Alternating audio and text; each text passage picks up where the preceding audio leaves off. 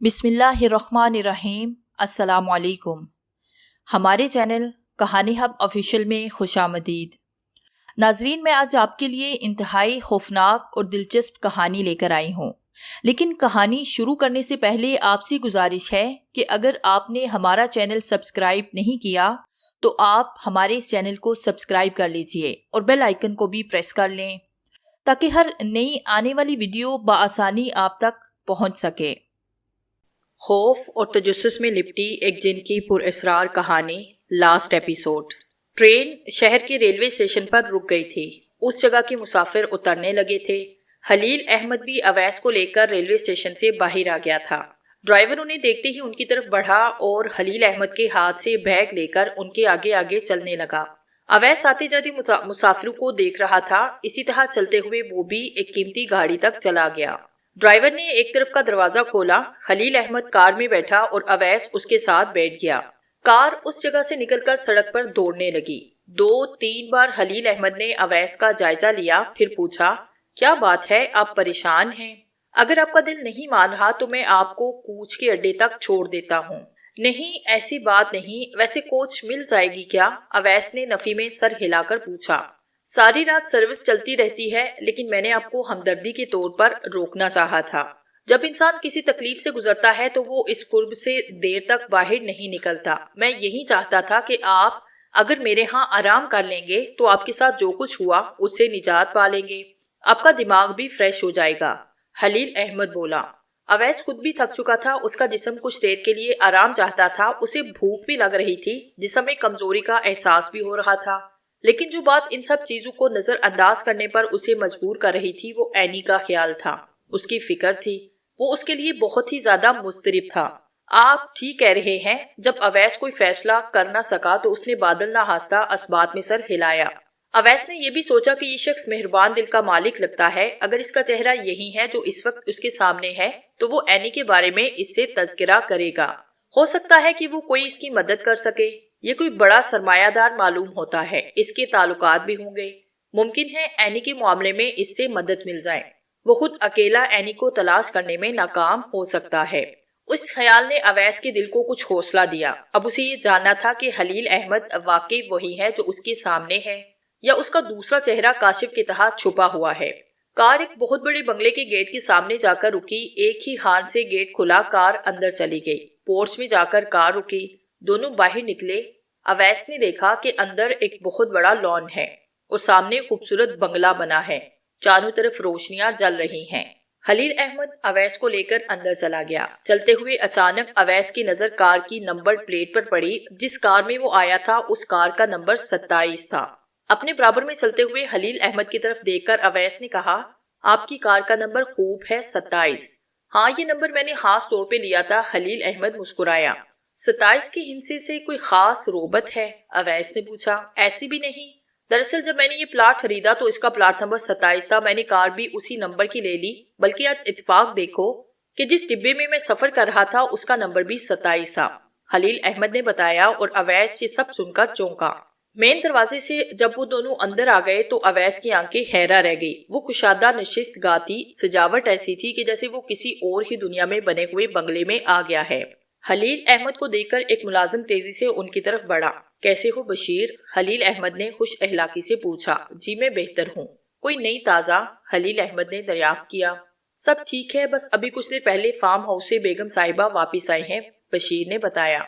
उसकी बात सुनकर खलील अहमद चौंका और परेशान होकर बोला, वो तो कल वापिस आने वाली थी। नहीं, अभी अभी आई हैं, नौकर ने बताया। मेरा पूछा था क्या? खलील अहमद ने एक नजर अवैस की तरफ देखकर बशीर से पूछा। आते ही उन्होंने सबसे पहले आपके बारे में पूछा था, बशीर ने कहा। इस वक्त कहाँ हैं? खलील अहमद ने पूछा। अपने कमरे में गई हैं। तुम ऐसा करो कि उन्हें कमरे में ले जाओ, ये मेरे मेहमान हैं, इनकी अच्छी सी सेवा करना। खलील अहमद जबरदस्ती मुस्कुराया।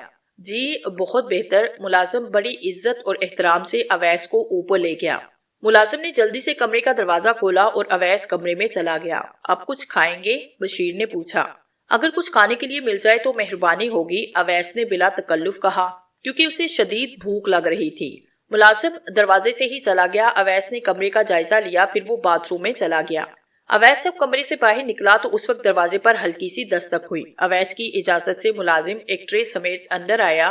اس نے ٹرے ایک طرف میز پہ رکھی اور مؤدب ہو کر بولا، کچھ اور چاہیے جناب؟ نہیں بس ٹھیک ہے، اویس بولا۔ ملازم چلا گیا۔ کھانا کھانے سے پہلے اویس کو اینی کا شدت سے خیال آیا۔ اس کا دل چاہا کہ وہ کچھ بھی نہ کھائے، لیکن پھر یہ سوچ کر کہ اسے پتہ نہیں کتنا بھاگنا پڑے، پیٹ میں جائے گا تو وہ کچھ کرنے کے قابل ہوگا، اس کھانے سے اپنے جسم میں توانائی حاصل کر سکے گا۔ اویس نے کھانا کھایا اور پھر اٹھ کر ہاتھ دھونے کے لیے باتھ روم میں چلا گیا۔ جب وہ باہر نکلا تو وہ ٹھک کر رکھ گیا، کیونکہ جس کرسی پر کچھ دیر پہلے بیٹھا ہوا کھانا کھا رہا تھا وہاں ٹانگ پر ٹانگ رکھے بڑے اطمینان سے شمک بیٹھا تھا۔ تم کب آئے؟ اس کی طرف دیکھتے ہی اویس نے سوال کیا۔ ابھی آیا ہوں، اس نے جواب دیا۔ اینی کا کچھ پتا چلا؟ نہیں۔ پھر کیوں آئے ہو؟ اویس پریشان ہو گیا۔ کچھ بتانے کے لیے آیا ہوں۔ کیا بتانا چاہتے ہو؟ اویس اس کی طرف گھوما۔ اس گھر میں کچھ گڑبڑ ہونے والی ہے۔ شمک نے کمرے کے دروازے پر اپنی نگاہیں مرکوز کر دی۔ کیا گڑبڑ ہونے والی ہے؟ اویس نے پوچھا۔ یہ مجھے پتا نہیں، لیکن کچھ ایسا ہونے والا ہے کہ تم اس جال میں پھنسنے والے ہو، شمک نے جواب دیا۔ تم کہنا کیا چاہتے ہو؟ کھل کر بتاؤ۔ اویس مضطرب ہو گیا۔ وہ سوچ رہا تھا کہ ابھی وہ ایک مصیبت سے باہر نہیں نکلا اور وہ دوسری آفت کا پیام لے کر آیا۔ وہ الجھن کا شکار ہو گیا تھا۔ جتنا پتا تھا تمہیں بتا دیا، شمک لاپرواہی سے بولا۔ اویس اس کی طرف دیکھتے ہوئے سوچ رہا تھا کہ آج اس کے لہجے میں لاپرواہی اور اطمینان کا عنصر نمایاں ہے۔ یہ ایک عجیب تغیر تھا۔ اویس سوچتے ہوئے دائیں بائیں دیکھنے لگا۔ اس کا دل چاہ رہا تھا کہ وہ شمک سے کچھ بھی نہ پوچھے اور اسے کہہ دے کہ وہ اس کے سامنے سے چلا جائے۔ ایک بات بتاؤ گے؟ اچانک اویس نے اس کی طرف دیکھا۔ پوچھو، شمک بولا۔ کیا تمہارے علم میں اتنا ہی ہے کہ یہاں کچھ ہونے والا ہے اور کیا ہونے والا ہے یہ تم نہیں جانتے؟ اویس نے متانت سے پوچھا۔ ہاں بالکل، کیونکہ میری طاقت اور استطاعت یہاں تک ہے، وہاں تک میں نے زور آزمائی کر لی ہے۔ شمک اسی جگہ ٹہلنے لگا۔ اویس اسے کوئی سوال کرنے کی بجائے اس کا جائزہ لینے لگا۔ شمک بھی اس کی طرف دیکھ رہا تھا۔ کمرے میں خاموشی چھا گئی۔ یہ خاموشی کچھ طویل ہوتی جا رہی تھی۔ یکدم شمک بول پڑا۔ کیا سوچ رہے ہو؟ انتظار کر رہا ہوں۔ کس چیز کا انتظار کر رہے ہو؟ شمک نے پوچھا۔ میں اس چیز کا انتظار کر رہا ہوں جو ہونا ہے وہ ہو، تاکہ مجھے بھی پتا چلے کہ کیا ہونے والا ہے، اویس بولا۔ وہ تو اسی وقت ہوگا جب اسے ہونا ہوگا، شمک مسکرایا۔ اور وہ کب ہوگا؟ اویس نے تیزی سے سوال کیا۔ یہ میں نہیں جانتا، لیکن ابھی تم نے کہا تھا کہ 7 منٹ کے بعد یہاں کچھ ہوگا۔ اویس کا لہجہ تیز تھا۔ میں نے 7 منٹ کا ذکر نہیں کیا، شمک بولا۔ تم نے ابھی کہا تھا۔ 7 منٹ کا میں نے نہیں کہا تھا، شمک ٹہلتے ہوئے رک گیا۔ تم بھول رہے ہو۔ مجھے کچھ بھی نہیں بھولتا، سب کچھ یاد رہتا ہے۔ کیا کہا تھا وہ بھی جانتا ہوں، اور کیا نہیں کہا تھا وہ بھی میرے علم میں ہوتا ہے۔ شمک کو بھی اچانک غصہ آ گیا۔ پھر تم اس پر کیسے بھول گئے؟ اویس نے اس کے سامنے کھڑے ہو کر اسی تیز لہجے میں کہا۔ میں 7 منٹ کا کیوں کہتا، کیونکہ 7 منٹ میں تو کچھ ہونے والا ہی نہیں تھا۔ شمک اس کے تقاضے سے جھنجھلا گیا تھا۔ تو کتنے منٹ میں کچھ ہونے والا ہے؟ اویس نے سرعت سے پوچھا۔ کل ہوگا، ناشتے سے کچھ دیر کے بعد، شمک نے اکتا کر جواب دیا۔ اس کے لہجے میں شدید غصے کا عنصر تھا۔ کیا ہوگا؟ اویس کے سوال پر شمک یکدم چپ ہو گیا۔ وہ اویس کی طرف دیکھنے لگا۔ اس کے چہرے پر گہری متانت آ گئی تھی۔ پھر کہنے کی بجائے وہ گھوما اور بولا، تم نے مجھے غصہ دلایا، پھر ملاقات ہوگی۔ اس کے ساتھ ہی وہ دروازے میں تحلیل ہو گیا۔ کمرے میں اویس کھڑا رہا۔ بہت سی باتیں اور کئی سوال اس کے دماغ میں سام کی طرح رینگنے لگے۔ وہ سوچنے لگا کہ شمک اس سے یہی کہتا ہے کہ اس کے پاس اتنی بھی طاقت نہیں کہ وہ شیشے کا گلاس توڑ سکے، لیکن وہ خود دیوار میں گھس کر گم ہو جاتا ہے۔ اوپر سے نیچے چھلانگ لگاتے تو بھی اسے کچھ نہیں ہوتا۔ وہ آنے والے کسی بھی واقعے کے بارے میں بتا سکتا ہے، لیکن اس دنیا میں زندہ اینی کے بارے میں وہ نہیں جانتا کہ وہ کہاں ہے۔ یہ کیسے ممکن ہے؟ اویس شکوک میں مبتلا ہو گیا۔ وہ دل ہی دل میں اپنے آپ سے کہنے لگا کہ شمک اسے پوری بات نہیں بتاتا۔ ایسے لگتا ہے کہ اس کے ساتھ رونما ہونے والے واقعات اس کا رچایا ہوا کھیل ہیں۔ ابھی وہ یہ کہہ رہا تھا کہ اس کو یہ نہیں پتا کہ کب اس گھر میں کچھ ہونے والا ہے، اور جب اویس نے اسے جان بوجھ کر بحث اور تکرار کی تو اس نے بتا دیا۔ اس کا مطلب ہے کہ وہ سب جانتا ہے۔ اس کے آگے وہ جھوٹ بول رہا ہے، اس سے فریب کر رہا ہے۔ کیا شمک اس کے ساتھ کوئی کھیل کھیل رہا ہے؟ اویس نے وہ رات کانٹوں کے بستر پر گزاری تھی۔ ایک پل بھی اسے چین نہیں آیا تھا۔ وہ اینی کے بارے میں ہی سوچتا رہا تھا کہ وہ جانے کہاں اور کس حال میں ہوگی۔ رات ایسے ہی گزر گئی۔ صبح ابھی وہ سوچ رہا تھا کہ وہ خلیل احمد سے اجازت لے اور اس جگہ چلا جائے۔ اچانک کمرے کا دروازہ ایک دھماکے سے کھلا۔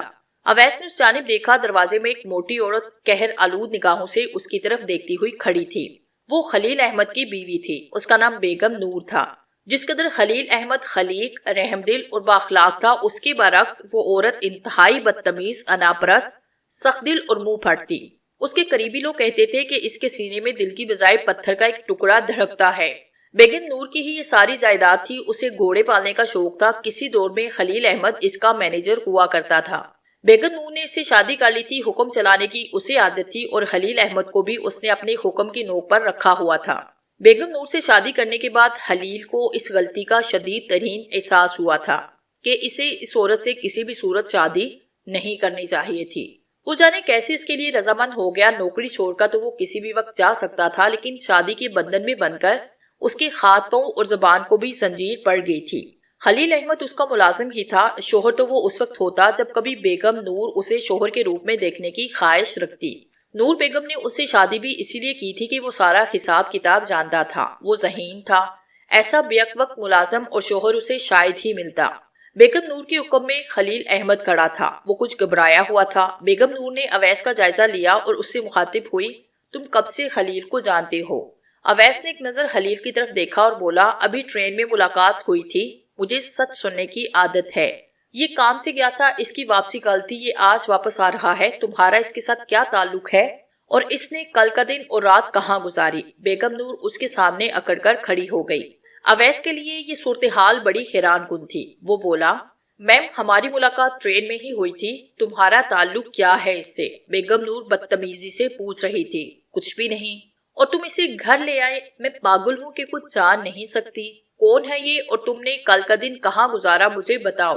بیگم نور چیختی ہوئی خلیل احمد کی طرف متوجہ ہوئی اور اس کی طرف بڑھنے لگی۔ یہ مشکل میں تھے اور میں انہیں گھر لے آیا۔ خلیل احمد خوفزدہ تھا۔ تم جھوٹ بول رہے ہو۔ تم نے کل کا دن ایک عورت کے ساتھ گزارا تھا۔ وہ چیخ رہی تھی اور اس کی طرف بڑھ رہی تھی۔ یہ کیا کہہ رہی ہیں آپ؟ خلیل احمد نے فوری کہا۔ یہ خبر مجھے میرے آدمی نے دی ہے۔ بیگم نور بدستور اس کی طرف بڑھ رہی تھی اور وہ پیچھے ہٹ رہا تھا، جبکہ اویس بھی کمرے سے باہر نکل آیا۔ وہ متحیر سب کچھ دیکھ رہا تھا۔ خلیل احمد کے پیچھے سیڑھیاں آ گئی تھی۔ آپ کو غلط خبر دی گئی ہے۔ میں اپنے ایک دوست کے ہاں رکیا تھا۔ خلیل احمد نے صفائی پیش کی۔ وہ اپنی بیوی سے ڈرتا تھا۔ تم دوسری شادی کے چکر میں ہو۔ اس عورت کا نام عالیہ ہے، وہ بیوہ ہے اور تم اس کے ساتھ نکاح کرنے والے ہو۔ بیگم نور کا چہرہ سرخ ہو گیا تھا۔ یہ سب سن کر خلیل احمد تذبذب کا شکار ہو گیا۔ اس کی سمجھ میں نہ آیا کہ وہ اس کا کیا جواب دے۔ یہ سچ تھا کہ وہ عالیہ سے شادی کرنا چاہتا تھا، وہ بھی بیوی کا پیار چاہتا تھا، لیکن اس نے کل کا دن کسی عورت کے گھر میں نہیں گزارا تھا۔ مجھے میری بات کا جواب دو۔ وہ غرائی۔ میرا خیال ہے ہم اس موضوع پر پھر بات کرتے ہیں۔ میرے مہمان نے جانا ہے، میں انہیں رخصت کر دوں۔ مجھے ابھی اور اسی وقت اپنے سوال کا جواب چاہیے۔ بیگم نور کو اس کی کوئی پرواہ نہ تھی۔ ہم اپنے کمرے میں چلتے ہیں، خلیل احمد نے کہا۔ تم بات کو گھمانا چاہتے ہو، سچ کو چھپا کر کیا ثابت کرنا چاہتے ہو؟ تم کام سے کسی بھی شہر جاتے ہو تو میری آنکھیں تم پر ہی ہوتی ہیں۔ بیگم نور بولی۔ بہتر ہے کہ آپ ریلیکس ہو جائیں۔ خلیل احمد نرمی سے ہی بات کر رہا تھا۔ اسے اپنے گھر میں موجود ایک اجنبی کا بھی احساس تھا۔ میری بات کو دائیں بائیں کرنے کی کوشش مت کرو، مجھے میری بات کا جواب دو۔ وہ مزید غصے میں بولی۔ ہاں، میں عالیہ سے شادی کرنا چاہتا ہوں، یکدم خلیل احمد نے سچ کہہ دیا۔ زندگی میں پہلی بار وہ اتنی بلند آواز سے بولا تھا کہ ملازم بھی یہ سن کر دنگ رہ گیا۔ اس وقت بشیر ہی اس جگہ کھڑا تھا، لیکن یہ حقیقت بھی اپنی جگہ مسلمہ تھی کہ صبر اور برداشت کی بھی ایک حد ہوتی ہے۔ وہ حد کہیں نہ کہیں جا کر ختم ہو جاتی ہے، اور اس وقت خلیل احمد کے صبر کا پیمانہ لبریز ہو گیا تھا، اور اس احساس نے بھی اسے مجبور کر دیا تھا کہ ایک اجنبی کے سامنے بیگم نور نے اس کی عزت کا خیال نہیں کیا۔ خلیل احمد کا اقرار سن کر بیگم نور کا غصہ اور بھی بڑھ گیا۔ اس نے قہر آلود نگاہوں سے اس کی طرف دیکھتے ہوئے کہا، پر نکل آئے ہیں تمہارے۔ تم جانتے ہو کہ تم ایک معمولی ملازم تھے، میں نے تم سے شادی کی اور آج تم بیگم نور کے شوہر کہلاتے ہو۔ جو کچھ بھی ہے یہ سب میرا ہے۔ جس گھر کی چھت کے نیچے تم کھڑے ہو یہ بھی میری دی ہوئی ہے۔ تم آج بھی اسی تنہا پر کام کر رہے ہو جو تم مجھ سے شادی سے پہلے لیا کرتے تھے۔ میں نے فیصلہ کیا ہے کہ میں آپ کا گھر اور آپ کی دی ہوئی یہ چھت چھوڑ دوں۔ مجھے کچھ نہیں چاہیے، میں اپنی زندگی جینا چاہتا ہوں۔ تنگ آ گیا ہوں میں اس زندگی سے۔ خلیل احمد نے رک کر اپنی بات مکمل کی۔ اس کے لہجے سے غصہ آیا تھا، لیکن وہ اس کا کھل کر اظہار کرنے سے قاصر تھا۔ سالوں سے بیگم نور کا دل دماغ میں بیٹھا ہوا خوف اب بھی کھل کر بات کرنے سے مانے تھا۔ تمہاری یہ جرت! بیگم نور کا غصہ اور بھی بڑھ گیا۔ اس نے خلیل احمد کے سینے پہ ہاتھ مارا وہ پہلے ہی سیڑھی کے کنارے پہ کھڑا تھا، اچانک اس کے سینے پر ہاتھ لگا اور وہ یکدم اپنا توازن کھو بیٹھا اور سیڑھیوں پر گرا اور لڑک کر نیچے آنے لگا۔ نیچے سیڑھی کے ساتھ پتھر کا گملہ پڑا ہوا تھا، اس کا سر اس کے ساتھ ٹکرایا، خون نکلنے لگا اور خلیل احمد کا جسم ساقط ہو گیا۔ یہ سب دیکھ کر جو جہاں تھا اسی جگہ دم بخود ہو کر کھڑا ہو گیا۔ سب کی نگاہیں خلیل پر تھی۔ اویس کی حیرت بھی کم نہیں تھی، بیگم نور سے بھی ایسا جوش اور غصے سے ہو گیا تھا، ایک لمحے کے لیے وہ بھی پریشان ہو گئی تھی۔ بیگم نور نے بشیر کو اشارہ کر کے کہا، دیکھو اسے کیا ہوا ہے، مجھے لگتا ہے کہ یہ مکر کر رہا ہے۔ جی بیگم صاحبہ جی۔ بشیر جو سیڑھیوں کے نیچے کھڑا تھا فوراً خلیل احمد کی طرف بڑھا۔ اس کی نگاہ سر اور ناک سے نکلتے ہوئے خون پر پڑی، پھر اس نے خلیل کا بازو ہاتھ میں لے کر اس کی نبض چیک کی اور بیگم نور کی طرف دیکھ کر بولا، اس کی نبض نہیں چل رہی۔ بیگم نور تیزی سے سیڑھیاں اتری، اس نے بازو ہاتھ میں لے کر اس کی نبض پر اپنی انگلیاں رکھی۔ کچھ دیر کے بعد اس نے اس کے سینے پہ ہاتھ رکھا۔ خلیل احمد کی موت واقع ہو چکی تھی۔ بیگم نور کو ایک لمحے کے لیے جھٹکا سا لگا، اس نے ایک بار پھر خلیل احمد کو چیک کیا اور اپنی تسلی کی، یہ تو مر گیا ہے۔ بیگم نور کے منہ سے جیسے نکلا۔ اویس بھی چند سیڑھیاں اتر کر نیچے آیا، اس نے متلاشی نگاہوں سے چاروں طرف دیکھا کہ شاید اسے کہیں شمک دکھائی دے، لیکن وہ کہیں بھی نہیں تھا۔ میں ڈاکٹر کو لاؤں بیگم صاحبہ؟ بشیر نے ڈرتے ہوئے پوچھ ہی لیا۔ اس کی ضرورت نہیں، یہ مر چکا ہے، اس کا پہلے ہی دل کمزور تھا۔ بیگم نور کے لہجے میں کوئی غم نہیں تھا۔ ملازم سوالیہ نگاہوں سے بیگم نور کی طرف دیکھنے لگا۔ بیگم نور کچھ سوچنے لگی، وہ اپنی جگہ سے اٹھی اور ٹہلنے لگی۔ پھر اس نے اپنے ملازم سے درشتی سے کہا، اپنی زبان بند رکھنا، کھولی تو گرم لوہا رکھ دوں گی، سمجھے تم؟ جی جی۔ ملازم بیچارہ ڈر گیا۔ کوئی اور بھی اس بات پر نہ بولے، سمجھا دینا سب کو ورنہ تمہاری خیر نہیں۔ بیگم نور کا لہجہ اور بھی غصے بھرا ہو گیا۔ جی جی۔ اس کے بعد بیگم نور نے اویس کی طرف دیکھا، اویس اسی جگہ کھڑا تھا۔ بیگم نور نے اپنے ملازم کو مخاطب کیا، جاؤ اور دلبر کو بلاؤ۔ ابھی جاتا ہوں بیگم صاحبہ۔ ملازم بشیر باہر کی طرف بھاگا۔ اویس سوچ رہا تھا کہ وہ اس موقع پر کیا کرے۔ اچانک اس کی نگاہ ڈائننگ ٹیبل کی ایک کرسی پر پڑی، اس جگہ شمک بڑے اطمینان سے بیٹھا مسکرا رہا تھا۔ اس کی نگاہیں اویس کی طرف تھی۔ اویس اس کی طرف دیکھتے ہوئے سوچ رہا تھا کہ وہ کس بات پر مسکرا رہا ہے۔ شمک نے اپنے ہاتھ سے خلیل احمد کی طرف اشارہ کیا، جیسے وہ کہہ رہا ہو، دیکھو جس بات کی طرف میں نے اشارہ کیا تھا وہ ہو چکی ہے۔ اس کے بعد اس نے بیگم نور کی طرف اشارہ کیا۔ وہ کیا کہہ رہا تھا اس بارے میں اویس کو بالکل بھی سمجھ نہیں آ رہی تھی۔ وہ حیرانی سے شمک کی طرف دیکھتا رہا۔ اسی اثنا میں ملازم کے ساتھ ایک صحت مند شخص اندر آیا۔ وہ بیگم نور کے سامنے کھڑا ہو گیا۔ خلیل احمد کو سیڑھیوں سے دھکا دے دیا ہے، بیگم نور نے متانت سے کہا۔ یہ لڑکا خلیل احمد کے ساتھ مسافر کے روپ میں آیا، گھر میں داخل ہو کر اس نے یہاں لوٹ مار کرنی چاہی۔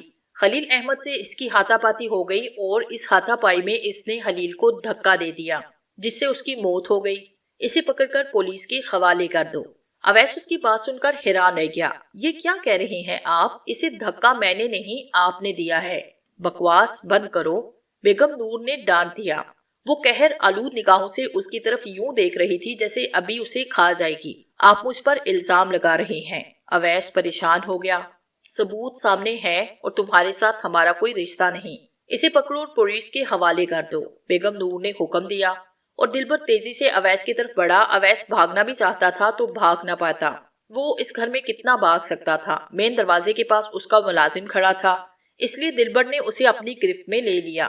شمک اسی جگہ بیٹھا ہوا مسکرا رہا تھا، اس کی مسکراہٹ میں جیسے زہر تھا، آنکھوں میں ایسا تغیر تھا جو اس نے اس سے پہلے کبھی شمک کی آنکھوں میں نہیں دیکھا تھا۔ لگتا تھا جیسے وہ آج بہت خوش ہے۔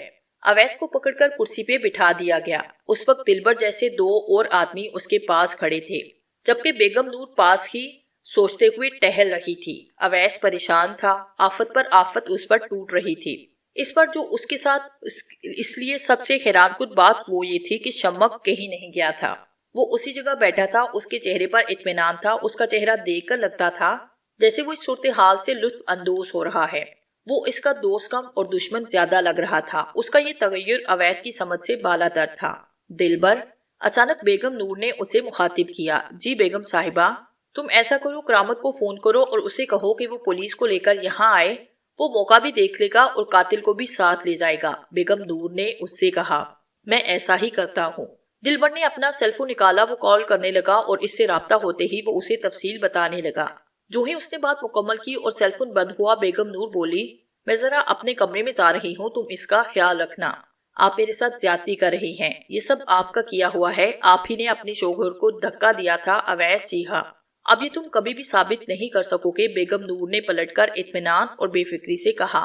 میں یہ ثابت کروں گا کہ ان کو آپ نے دھکا دیا تھا، آپ کی ان سے تلخ کلامی ہوئی تھی۔ اویس بولا: ایسا کر سکو تو عدالت میں ایسا ضرور کرنا، لیکن میرے سامنے اس طرح سے زبان دراز مت کرو۔ بیگم نور نے اسے ڈانٹا: میں ثابت کروں گا، ہم بھی دیکھیں گے، میرے پاس ثبوت ہے۔ اویس نے یکدم پر اعتماد لہجے میں کہا: میں وہ ثبوت پیش کر دوں گا۔ اس کی یہ بات سن کر بیگم نور جاتے ہوئے پھر رکی، اس کی طرف دیکھ کر بوجھل سی آنکھوں سے اس سے کہا: تمہارے پاس ثبوت ہے؟ کیا ثبوت ہے تمہارے پاس؟ یہ اب میں پولیس کو ہی دوں گا۔ اویس کا لہجہ مطمئن ہو گیا، اس کے چہرے پر کوئی بے چینی دکھائی نہیں دے رہی تھی۔ تمہارے پاس آنکھوں دیکھا حال ہے جو تم پولیس کو بتاؤ گے اور حقیقت بتانے کی کوشش کرو گے۔ بیگم نور نے اس کی بات کا مذاق اڑایا: میں انہیں کچھ اور بھی دکھاؤں گا۔ کیا دکھاؤ گے؟ مجھے پولیس کا انتظار ہے۔ اویس بولا: تم بکواس بند کرو، جو دکھانا ہے دکھا دینا۔ بیگم نور نے لاپرواہی سے کہا اور ایک بار پھر جانے کے لیے مڑی۔ اس کے قدم ایک طرف جا رہے تھے۔ اویس اس کی خاموشی سے جاتا ہوا دیکھتا رہا۔ جب وہ آگے چلی گئی اور سامنے سے دائیں مڑنے لگی تو وہ بلند آواز میں بولا: جب آپ مسٹر خلیل سے تلخ کلامی کر رہے تھے تو میں نے اپنے موبائل فون سے وہ ویڈیو بنائی تھی۔ اس کی یہ بات سن کر بیگم نور اسی جگہ رک گئی۔ اس نے متحیر نگاہوں سے اویس کی طرف دیکھا۔ اویس کھولے سے مسکرا رہا تھا۔ اویس پھر بولا: میری طرف دھیان ہی کسی کا نہیں تھا، اس لیے میں ویڈیو بناتا رہا۔ جب آپ نے دھکا دیا تو وہ بھی میں نے بنایا، اور پھر جب آپ سب لوگ مسٹر خلیل کی نبض چیک کر رہے تھے تو میں نے وہ موبائل اسی کمرے میں ایک جگہ چھپا دیا۔ اویس کی بات نے بیگم نور جیسی عورت کو بھی ایک لمحے کے لیے پریشان کر دیا۔ اس نے سوچا کہ ممکن ہے کہ یہ ٹھیک کہہ رہا ہو، کیونکہ اس جگہ اس کے علاوہ وہ ایک ملازم ہی کھڑا تھا۔ بیگم نور نے ملازم کو مخاطب کیا: تم نے اسے کچھ بناتے ہوئے دیکھا تھا؟ ملازم نے ایک نظر اویس کی طرف دیکھا اور ہچکچاتے ہوئے جواب دیا: میں نے غور نہیں کیا تھا۔ بیگم نور نے قہر آلود نگاہوں سے اپنے ملازم کو گھورا اور واپس اویس کے پاس آ گئی۔ تم جھوٹ بول رہے ہو۔ اگر آپ یہ سمجھتی ہے تو ٹھیک ہے، پولیس آنے دے، میں ان کے ساتھ چلا جاؤں گا اور پھر اپنی نشاندہی پر بتاؤں گا کہ میں نے اپنا سیل فون کہاں رکھا تھا۔ جانتے ہو یہ گھر میرا ہے، مجھے معلوم ہے تم اسی کمرے تک محدود تھے، ہم وہ موبائل فون تلاش کر لیں گے۔ بیگم نور نے کہا: میرا دعویٰ ہے کہ آپ سیل فون تلاش نہیں کر سکیں گی، کیونکہ وہ بہت زبردست جگہ ہے جہاں میں نے اپنا سیل فون چھپایا ہے۔ تلاش کر سکتی ہیں تو کر لیں۔ اویس کے لہجے میں زبردست اعتماد تھا۔ مجھے تمہاری بات پر یقین نہیں، بیگم نور نے ایک بار پھر کہا۔ اوکے۔ اویس کا چہرہ ہر طرح کی پریشانی، فکر اور ڈر سے آزاد تھا۔ یہ چیز بیگم نور کو اندر سے پریشان کر رہی تھی۔ اس نے کچھ دیر اویس کی طرف دیکھا اور پھر دلبر کے ساتھ کھڑے آدمی کو اشارہ کیا کہ وہ اس کمرے میں جائے جہاں اویس چہرہ تھا اور ایک ایک چیز تلاش کریں۔ وہ دونوں آدمی اس کمرے میں چلے گئے۔ اویس ایسا ہی چاہتا تھا۔ بیگم نور اس کے جھانسے میں آ گئی تھی۔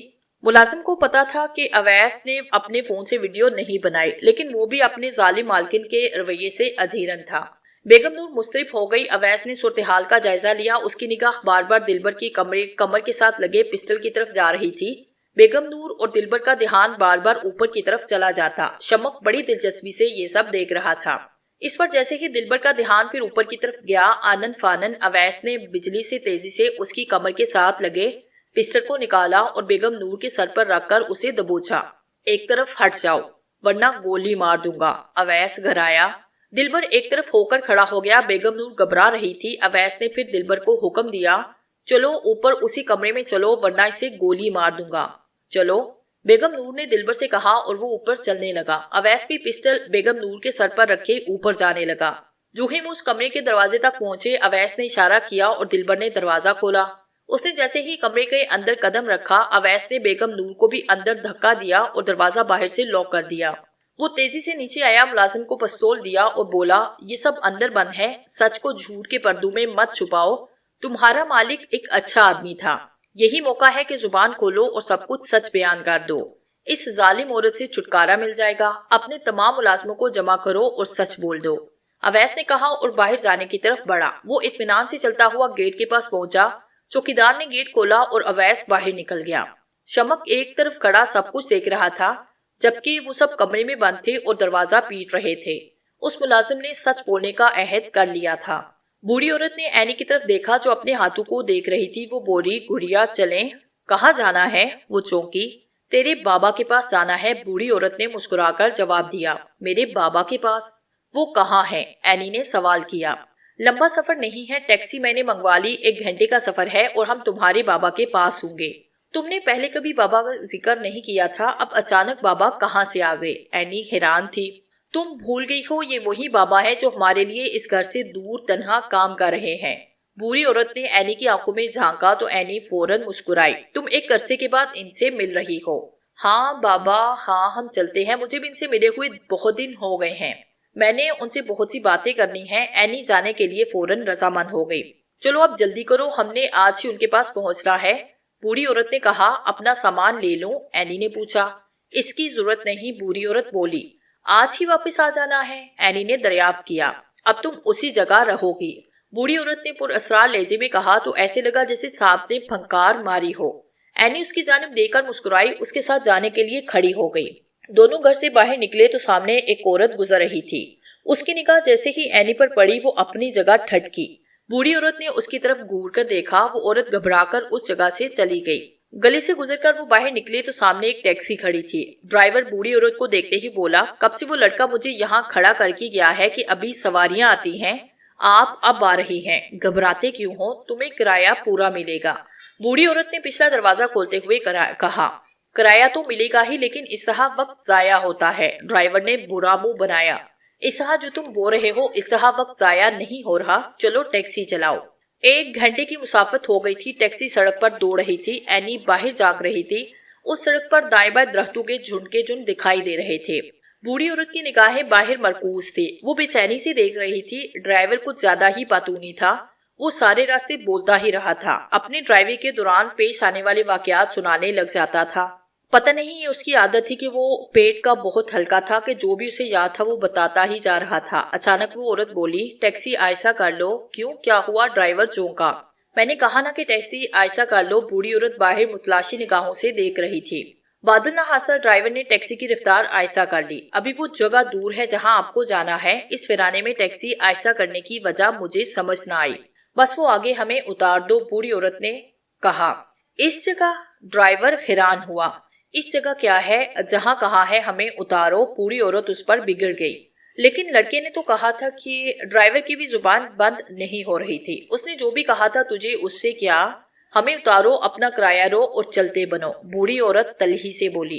ڈرائیور اس کے لہجے سے ڈر گیا، اس نے اس جگہ ٹیکسی روکی، دونوں باہر نکلے۔ بوڑھی عورت نے کرایہ دیا اور ایک بار پھر کہا، چلو بھاگو یہاں سے۔ ڈرائیور نے کرایہ لیا، اسے گنا، دور تک دیکھا، جنگل میں گزرتی ہوئی سڑک تھی، قریب کوئی آبادی بھی نہیں تھی۔ ان دونوں کا اس جگہ اترنا ڈرائیور کے لیے بہت ہی حیران کن تھا۔ اس نے ایک نظر اینی کی طرف دیکھا جو معصومیت سے چپ تھی۔ اس نے اسی جگہ سے ٹیکسی موڑی اور واپس شہر کی جانب لوٹ کیا۔ وہ بیک ویو مرر سے دیکھتا رہا کہ بوڑھی عورت اور وہ لڑکی سڑک کے کنارے کھڑے ہیں۔ اس نے گردن گھما کر بھی پیچھے کی طرف دیکھا۔ اچانک اسے اینی کا سکارف پیچھے پڑا دکھائی دیا جو وہ بھول گئی تھی۔ ڈرائیور کا دل چاہا کہ وہ ابھی کار واپس موڑے اور یہ سکارف اسے واپس کرائے، لیکن جانے کی اسے ڈر سا لگا اور وہ آگے چلتا رہا۔ جو ہی ٹیکسی اس کی نگاہ سے اوجھل ہوئی، بوڑھی عورت نے اینی سے کہا، میرے ساتھ آؤ۔ بوڑھی عورت سڑک سے دائیں جانب نیچے کی طرف جاتے ہوئے راستے پر چلنے لگی۔ اس کے پیچھے اینی چل رہی تھی۔ وہ راستہ نیچے کی طرف جا رہا تھا، درختوں کا سلسلہ شروع ہو گیا تھا، ان کے چلنے کی آواز آ رہی تھی، دور تک کوئی بھی دکھائی نہیں دے رہا تھا۔ دونوں چلتے ہوئے بہت آگے تک چلے گئے، ویرانی اور بھی بڑھ گئی، سامنے میدانی علاقہ آ گیا جو زیادہ طویل نہیں تھا، پھر درختوں کا سلسلہ شروع ہو گیا۔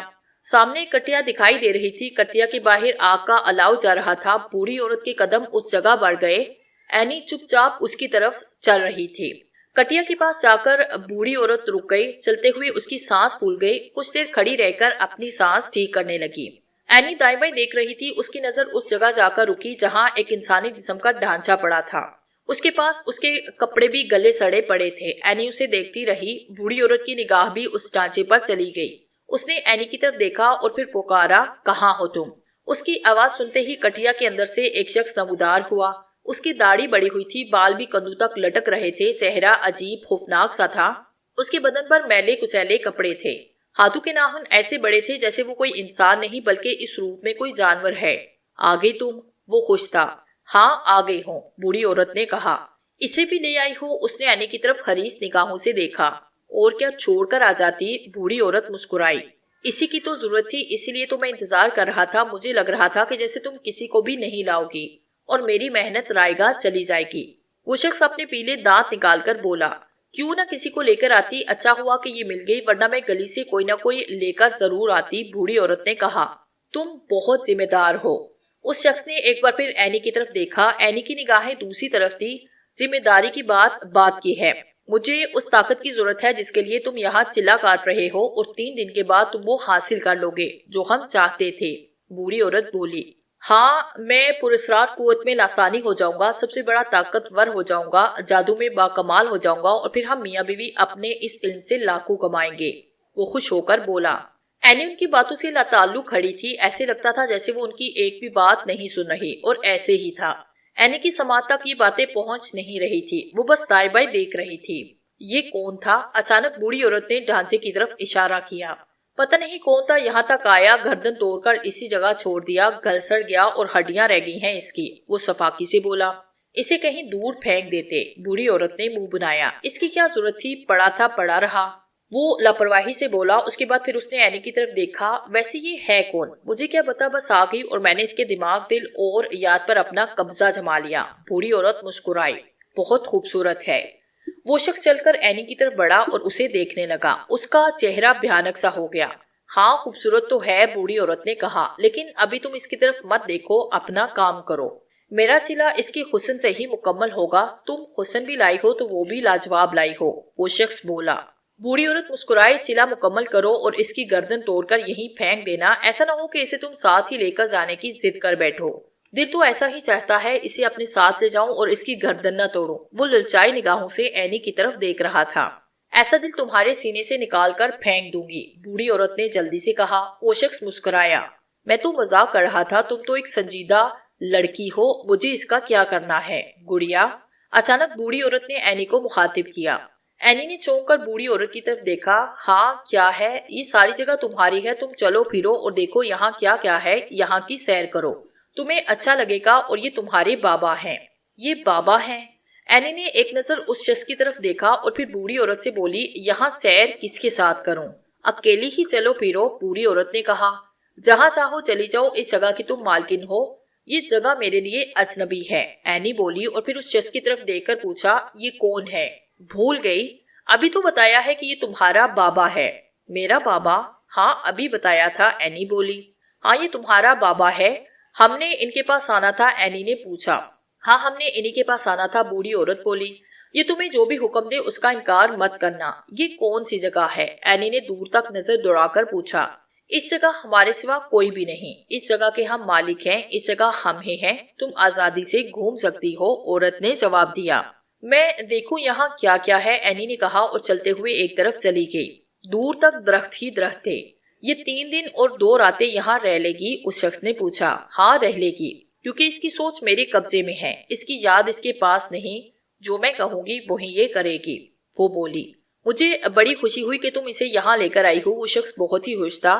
بس کرو اور اس کے بارے میں ہی نہ سوچے جاؤ، اپنا کام مکمل کرو، ہم واپس شہر جائیں، بوڑھی عورت نے منہ بنایا۔ اب شہر ہی تو جانا ہے، وہ شخص بولا۔ میں دیکھوں یہ کہیں دور نہ چلی گئی ہو، بوڑھی عورت نے کہا۔ کہو تو حصار باندھ دوں، وہ شخص اپنی انگلی اٹھا کر بولا۔ اسی میں رہے گی اور کہیں جا نہ سکے گی۔ نہیں، رہنے دو۔ اویس اس جگہ سے نکل کر کوچ کے اڈے کی طرف جلد از جلد جانا چاہتا تھا۔ وہ تیز قدموں سے چل رہا تھا، اچانک اس کی نگاہ ٹیکسی پر پڑی۔ یہ وہی ٹیکسی تھی جو کچھ دیر پہلے اس جگہ آ کر رکی تھی، اور اس ٹیکسی میں وہ بڑھیا اور اینی بیٹھ کر اس ویرانے میں اتر گئی تھی جو اس شہر سے زیادہ دور نہیں تھا۔ سواری لینے کے لیے ڈرائیور کو اسی جگہ کا رخ کرنا تھا۔ اویس نے سوچا کہ وہ ٹیکسی کرانے سے جلدی لاہور پہنچ سکتا ہے۔ لاہور چلو گے؟ اویس نے اس سے پوچھا۔ بالکل جناب، چلوں گا، ڈرائیور سیدھا ہوتے ہوئے بولا۔ اویس اس سے کرایہ طے کرنے لگا۔ اویس کو جلد جانے کی جلدی تھی، اس لیے اس نے کرائے کے لیے زیادہ بحث اور تکرار نہ کی۔ وہ اس کے ساتھ بیٹھ گیا۔ ڈرائیور نے ٹیکسی سٹارٹ کی اور چل پڑا۔ ڈرائیور نے شہر سے ٹیکسی نکالتے ہوئے بروز پڑتے ہوئے رش پر تبصرہ شروع کر دیا، اور جب ٹیکسی شہر سے باہر نکلی تو اس نے کہا، زندگی سفر میں ہی گزر رہی ہے، کئی بار سوچا کہ اپنا یہ کام بدل لوں، لیکن پھر سوچتا ہوں کہ کروں کیا۔ ہاں، اویس نے سوچتے ہوئے بس اتنا ہی کہا۔ بہو جی، مجھے 10 سال ہو گئے ہیں ٹیکسی چلاتے ہوئے، ایک شہر سے دوسرے شہر، یہاں سے وہاں، ظاہر ہے کام ہی ایسا ہے، اویس بیزاری سے بولا۔ تم دھیان سے ٹیکسی چلاؤ۔ لیکن آج کا واقعہ میری سمجھ میں نہ آیا، ڈرائیور بولا۔ 2 عورتوں نے مجھے جانے کے لیے جس شہر کا نام بتایا وہ ابھی 50 کلومیٹر دور تھا، اور وہ دونوں راستے میں ہی اتر گئی۔ वहां ना कोई आबादी ना कोई बंदा। मैं तो हैरान सोचता रहा कि उन दोनों माँ बेटी को हो क्या गया है। ड्राइवर अपनी धुन में बोलता रहा। कोई काम होगा तो वो उतरी होंगी ना, अवैस ने बात खत्म करना चाही। मैं उन्हें उतार कर अपनी टैक्सी आगे ले गया। जब वो दोनों सड़क से नीचे ढलान में उतरने लगी तो मैं फिर वहां गया। टैक्सी एक तरफ खड़ी की और बाहर निकलकर उन्हें देखने लगा। मैंने दूर तक देखा, कोई आबादी ना थी, दरख्त, जंगल और वो दोनों थे। ड्राइवर बोलता रहा, हालांकि मुझे डर लग रहा था, लेकिन लड़की का स्कार्फ मेरी गाड़ी में रह गया। मैंने कहा कि कुछ भी है वापस जरूर करना चाहिए। दुनिया में कुछ न कुछ होता ही रहता है। अवैस को उसकी बात से कोई दिलचस्पी ना थी। एक बूढ़ी औरत और जवान लड़की, मैं तो हैरान हूँ। ड्राइवर ने हाथ हिलाया। अवैस चुप बैठा उसके खामोश होने का इंतजार कर रहा था। अचानक उसने जवान लड़की और औरत के बारे में गौर किया तो बोला, वो लड़की कैसी थी? मेरा मतलब है उसका हुलिया कैसा था? आम लड़कियों जैसा था, ड्राइवर ने बताया। देखने में उसका हुलिया कैसा था? अवैस ने पूछा। अच्छी और खूबसूरत लड़की थी, चुप चुप सी थी। मुझे तो वो सहमी हुई लगती थी, लेकिन वो औरत कोई खरांड थी। ड्राइवर ने अपना सर हिलाया। अवैस सोचने लगा। अजीब सा शक उसे बेचैन करने लगा। अचानक उसने कहा, क्या तुम मुझे उस जगह लेकर चलोगे? ड्राइवर ने अवैस की तरफ देखा। क्या कह रहे हैं जनाब आप? आपने वहां जाकर क्या करना है? मुझे किसी की तलाश है। कौन है जी वो? मैं उस लड़की को देखना चाहता हूँ, अवैस ने कहा और फिर सोचने लगा कि वो तो इस शहर में है ही नहीं। वो एनी नहीं हो सकती। लेकिन उसका दिल बेचैन सा हो गया, जैसे उसे अंदर से आवाज आ रही थी कि वो इनको देखे। जाने दीजिए, मैंने तो ऐसे जिक्र कर दिया था। ड्राइवर जान छुड़ाने लगा। वो उसे इस जगह नहीं ले जाना चाहता था। वो जगह यहाँ से नजदीक ही है? अवैस ने पूछा। है तो नजदीक ही, लेकिन एक बार लेकर चलो, अवैस ने इस बार फैसलाकुन अंदाज में कह दिया।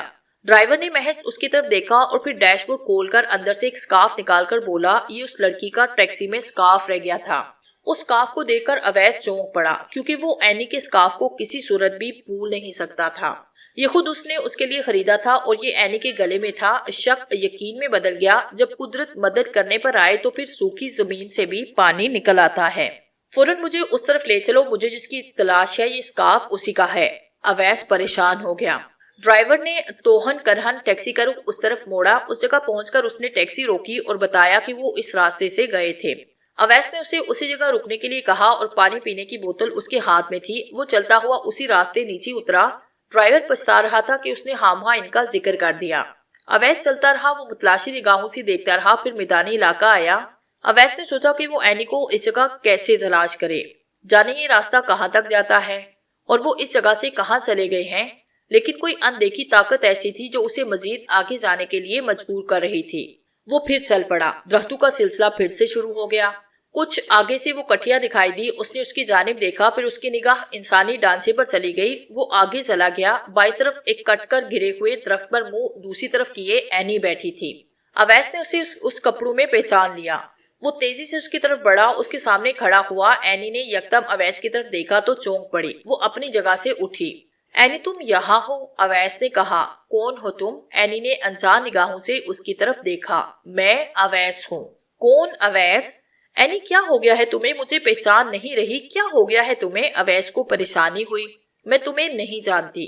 उसी असना में वो बुढ़िया बाहर निकली और अवैस की तरफ लिपकी। कौन हो तुम और यहाँ क्या कर रहे हो? तुम कौन हो? अवैस उसे देखते ही बोला। तुम कौन हो और इसे यहाँ क्यों लेकर आई?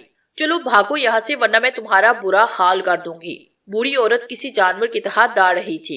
ये मेरी बीवी है, अवैस बोला। मैं इसकी तलाश में यहाँ तक आया हूँ और इसे लेकर ही जाऊंगा। उसकी बात सुनकर बुढ़िया ठटकी। क्या बकवास कर रहे हो? ये मेरी गुड़िया है। चलो निकलो यहाँ से। एनी, मैं हूँ अवैस। तुम्हें हो क्या गया है? मेरी तरफ देखो। अवैस ने उसका बाजू पकड़कर रोका। तुम छोड़ते हो इसे कि नहीं? एकदम उस औरत की आवाज किसी बेड़िए जैसी हो गई। उसकी आंखें उबलकर बाहर निकल आई। उसी अस्ना में वो शख्स भी कटिया से बाहर निकला। वो अवैस को घूर रहा था। तुम चाहते हो कि मैं तुझे अंधा बनाकर इस जंगल में भटकने के लिए छोड़ दूं? उस शख्स की आवाज में धमकी थी। अवैस उसी जगह रुक गया। वो एनी को कटिया में ले गए। अवैस ने एक बार उस जगह का जायजा लिया। वो ये बात समझ गया कि ये दोनों जादूगर हैं और एनी को उन्होंने जादू के जोर से ऐसा बनाया है। उसी वक्त अवैस वहां से भाग खड़ा हुआ। वो भागता हुआ कुछ आगे निकला। एक जगह रुककर उसने पानी की बोतल खोली। उससे अच्छी तरह से वजू किया। अपने सर पर रुमाल बांधा। उसने कुरान पाक का कुछ हिस्सा हिफ्ज किया हुआ था। वो जान गया था कि एनी किन लोगों के हिसार में है। वो वापस उस कटिया के पास गया। वहां कोई न था। वो तीनों कटिया के अंदर थे। अवैस एक तरफ बैठ गया और कुरान पाक की तिलावत बुलंद आवाज में करना शुरू कर दी। وہ پڑھتا رہا، اس کی آواز بلند ہوتی رہی۔ جیسے جیسے وہ قرآن پڑھ رہا تھا، اندر بیٹھے ہوئے ان دونوں سے اپنا عمل نہیں ہو رہا تھا۔ وہ بھولنے لگے تھے، ان کے اندر بے چینی ہونے لگی، ان کی سانسیں تیز ہو گئی، اینی پر غنودگی چھانے لگی۔ اس شخص کو غصہ آنے لگا، بڑھیا بھی جیسے بے چین ہو رہی تھی۔ دونوں ایک ساتھ باہر نکلے اور اویس کو گھورنے لگے۔ اویس نے اپنی تلاوت جاری رکھی، اس کی آواز اور بھی بلند ہوتی رہی۔ پوری کوشش کرنے کے باوجود وہ بڑھیا اور وہ شخص کچھ بھی نہ کر سکے، وہ بے بس ہو گئے۔ وہ شخص اسی لیے شہر اور انسانوں سے دور تھا کہ حق سچ کی آواز اس کی سماعت میں نہ جائے اور وہ اپنا گندا عمل کرنے میں کامیاب ہو سکے۔ اب جو تلاوت کی آواز اس کے کانوں میں گئی تو سب کچھ پلٹ گیا۔ کئی دنوں کا اس کا عمل ساکت ہو گیا، وہ پھر سے زیرو ہو گیا۔ دونوں کو ایسی بےتابی نے گھیرا کہ انہیں لگا جیسے ان کی کھوپڑیاں پھٹ جائے گی۔ شیطانی قوت نے انہیں اپنے شکنجے میں لے لیا اور وہ دونوں کسی پاگل کی طرح دائیں بائیں بھاگے۔ بھاگتے بھاگتے وہ باری باری گرے اور پھر جیسے وہ بے جان ہو گئے۔ ان کے جسموں میں سانسیں چل رہی تھی، دل دھڑک رہے تھے، لیکن ان کا ہر اعضاء جیسے مفلوج ہو گیا تھا۔ وہ انگلی کو ہلانے کی طاقت بھی کھو چکے تھے۔ وہ نہیں جانتے تھے کہ شیطانی عمل میں اگر طاقت ہے تو حق اور سچ کلام میں ایسی طاقت ہے جس کی تاثیر فوری بھی ہے اور مستقبل بھی۔ جس سکین سے اویس نے تلاوت شروع کی تھی اس میں وہ کامیاب رہا۔ اویس نے تلاوت دھیمی آواز میں کرنا شروع کی اور اٹھ کر کٹیا میں چلا گیا۔ سامنے اینی غنودگی کے عالم میں تھی۔ اویس نے اس پر پھونک ماری، اس کے گال پر اپنا ہاتھ ہولے سے مارا، اسے ہوش آیا۔ کچھ دیر کے بعد اینی کو جب ہوش آیا اس نے اویس کی طرف دیکھا۔ اویس تم؟ وہ غنودگی سے بولی۔ اینی تمہیں ہوش آ گیا ہے کیا؟ اویس بولا۔ میں اس وقت کہاں ہوں؟ اس نے پوچھا۔ تم میرے پاس ہو۔ ہم کہاں ہیں؟ اینی کو مکمل ہوش آ گیا تھا، وہ اپنے چاروں طرف دیکھنے لگی۔ چلو یہاں سے چلتے ہیں۔ اویس نے اینی کو کھڑا کیا، اینی کو پکڑ کر وہ اس کٹیا سے باہر لے آیا۔ ہم یہاں کیسے آئے؟ اینی نے پوچھا۔ یہ بات ہم بعد میں کریں گے، یہاں سے نکلو، ہمیں اس جگہ سے جلدی نکل جانا ہوگا، اویس بولا۔ دونوں جو ہی کٹیا سے باہر نکل کر ابھی 2 قدم ہی چلے تھے، سامنے اپنے اسی حلیے میں شمک کھڑا تھا۔ شمک تم یہاں ہو؟ اویس نے پوچھا۔ میں کہیں بھی چلا جاتا ہوں، شمک نے جواب دیا۔ تم مجھے کچھ بتانا چاہتے ہو؟ اویس نے اینی کی طرف دیکھ کر کہا۔ اس کے دماغ میں شمک کے بارے میں کچھ اور ہی چل رہا تھا۔ ہاں میں تمہیں کچھ بتانا چاہتا ہوں اور جو تم نے مجھ سے پہلے نہیں سنا، شمک نے کہا۔ کیا بتانا چاہتے ہو؟ اویس نے پوچھا۔ بتانا نہیں بلکہ دکھانا چاہتا ہوں، دیکھو گے تو تمہارے رونگٹے کھڑے ہو جائیں گے، شمک بولا۔ کیا مطلب؟ روپ دکھانا چاہتا ہوں، اپنا اصل روپ۔ کس کا اصل روپ دکھانا چاہتے ہو؟ اویس نے پوچھا۔ اپنا اصل روپ دکھانا چاہتا ہوں، میں بتانا چاہتا ہوں کہ میں کون ہوں، کیا ہوں۔ جو بات میں نے تم سے چھپا کر رکھی تھی وہ بتانا چاہتا ہوں، کیونکہ جس کھیل کو میں کئی دنوں تک جاری رکھنا چاہتا تھا اسے اب ختم کر کے دوسری طرح کھیلنا چاہتا ہوں۔ شمک کا لہجہ متغیر تھا۔ میں اپنی چال کا رخ بدل رہا ہوں۔ تم کیا کہہ رہے ہو؟ میری سمجھ میں نہیں آ رہا۔ اویس اور اینی اس کی طرف دیکھ رہے تھے۔ سب کچھ سمجھ میں آ جائے گا، ایک ایک بات تم سمجھ جاؤ گے۔ جس طرح سے تم نے کل مجھ سے سوال کیے تھے، تکرار کی تھی، مجھے اچھا نہیں لگا مسٹر اویس، شمک نے کہا۔ میں نے تم سے وہ بات اگلوانے کی کوشش کی تھی جو تم مجھ سے چھپا رہے تھے، میں جانتا ہوں، اس لیے تو میں نے بتایا اور تبھی فیصلہ کیا کہ میں کھیل کا رخ بدل دوں۔ شمک کا لہجہ عجیب ہو گیا۔ تم کس کھیل کی بات کر رہے ہو؟ اویس نے دریافت کیا۔ اپنی طاقت کے کھیل کی، اپنی چلن کے کھیل کی بات کر رہا ہوں جو میرے دل میں پیدا ہوئی اور میں نے تم دونوں کو الگ کرنے کا فیصلہ کیا۔ کیسی جلن؟ پہلے کچھ دیکھنا چاہو گے؟ ہاں دکھاؤ۔ میری طاقت کیا ہے، میں کیا کر سکتا ہوں اور میرے اختیار میں کیا کچھ ہے، یہ آج میں تمہیں دکھاتا ہوں، شمک نے کہا اور اس کے ساتھ ہی اس نے ہاتھ ہلایا۔ سامنے کٹیا میں ایک آگ کا شعلہ پڑا اور ساری کٹیا میں آگ لگ گئی۔ اویس اور اینی یہ دیکھ کر چونکے۔ اس کے ساتھ ہی شمک نے زمین پر گرے ہوئے درخت کی طرف اشارہ کیا اور وہ درخت ایسے دور جا گرا جیسے اسے کسی نادیدہ طاقتور ہستی نے اٹھا کر دور پھینکا ہو۔ یہ منظر دیکھ کر وہ دونوں حیران ہو گئے۔ کچھ اور بھی دیکھنا چاہتے ہو؟ شمک اس پر گرایا۔ اس کی آنکھوں میں جیسے غصہ اتر آیا، اس کا روپ ہی بدل گیا۔ نہیں، اس کی نگاہیں شمک کے چہرے پر جمی ہوئی تھی۔ کیوں ڈر گئی ہو؟ شمک مسکرایا۔ کیونکہ مجھے پہلے سے شک تھا کہ تم اتنے لاچار نہیں۔ میرا شک یقین میں بدلا ہے، میں شک اور یقین میں ہچکولے کھاتا رہا، آج سچ ثابت ہو گیا، اویس متانت سے بولا۔ تمہارا شک ٹھیک تھا، میں ایک جن ہوں، ایک طاقتور جن ہوں جو اپنی طاقت کے بلبوتے پر کچھ بھی کر سکتا ہوں۔ جب تم سے میری پہلی ملاقات ہوئی تھی تو وہ سائن بورڈ بھی میں نے ہی گرایا تھا۔ تم نے عین وقت پر اپنی سرخ کار کی بریک لگا دی اور میں تمہاری کار کے پیچھے آنے والی سرخ کار کو اپنی طاقت سے کھینچ کر عطیہ تک لے گیا اور وہ اس کار کی ضد میں آ گئی تھی۔ جب تم فلیٹ کرائے پر لینے کے لیے گئے تھے تو میں نے ہی ان لوگوں کے دل میں یہ بات ڈال دی کہ وہ پراپرٹی ڈیلر کو قتل کریں۔ پھول کو میں نے ہی خون میں تبدیل کیا تھا. تم اب تک جس بھی مشکل میں مبتلا ہوئے اس میں پھنسانے کا کام میرا ہی ہوتا تھا. شمک اس کے سامنے کھڑا بول رہا تھا. اویس اور اینی متحیر اس کی طرف دیکھ رہے تھے.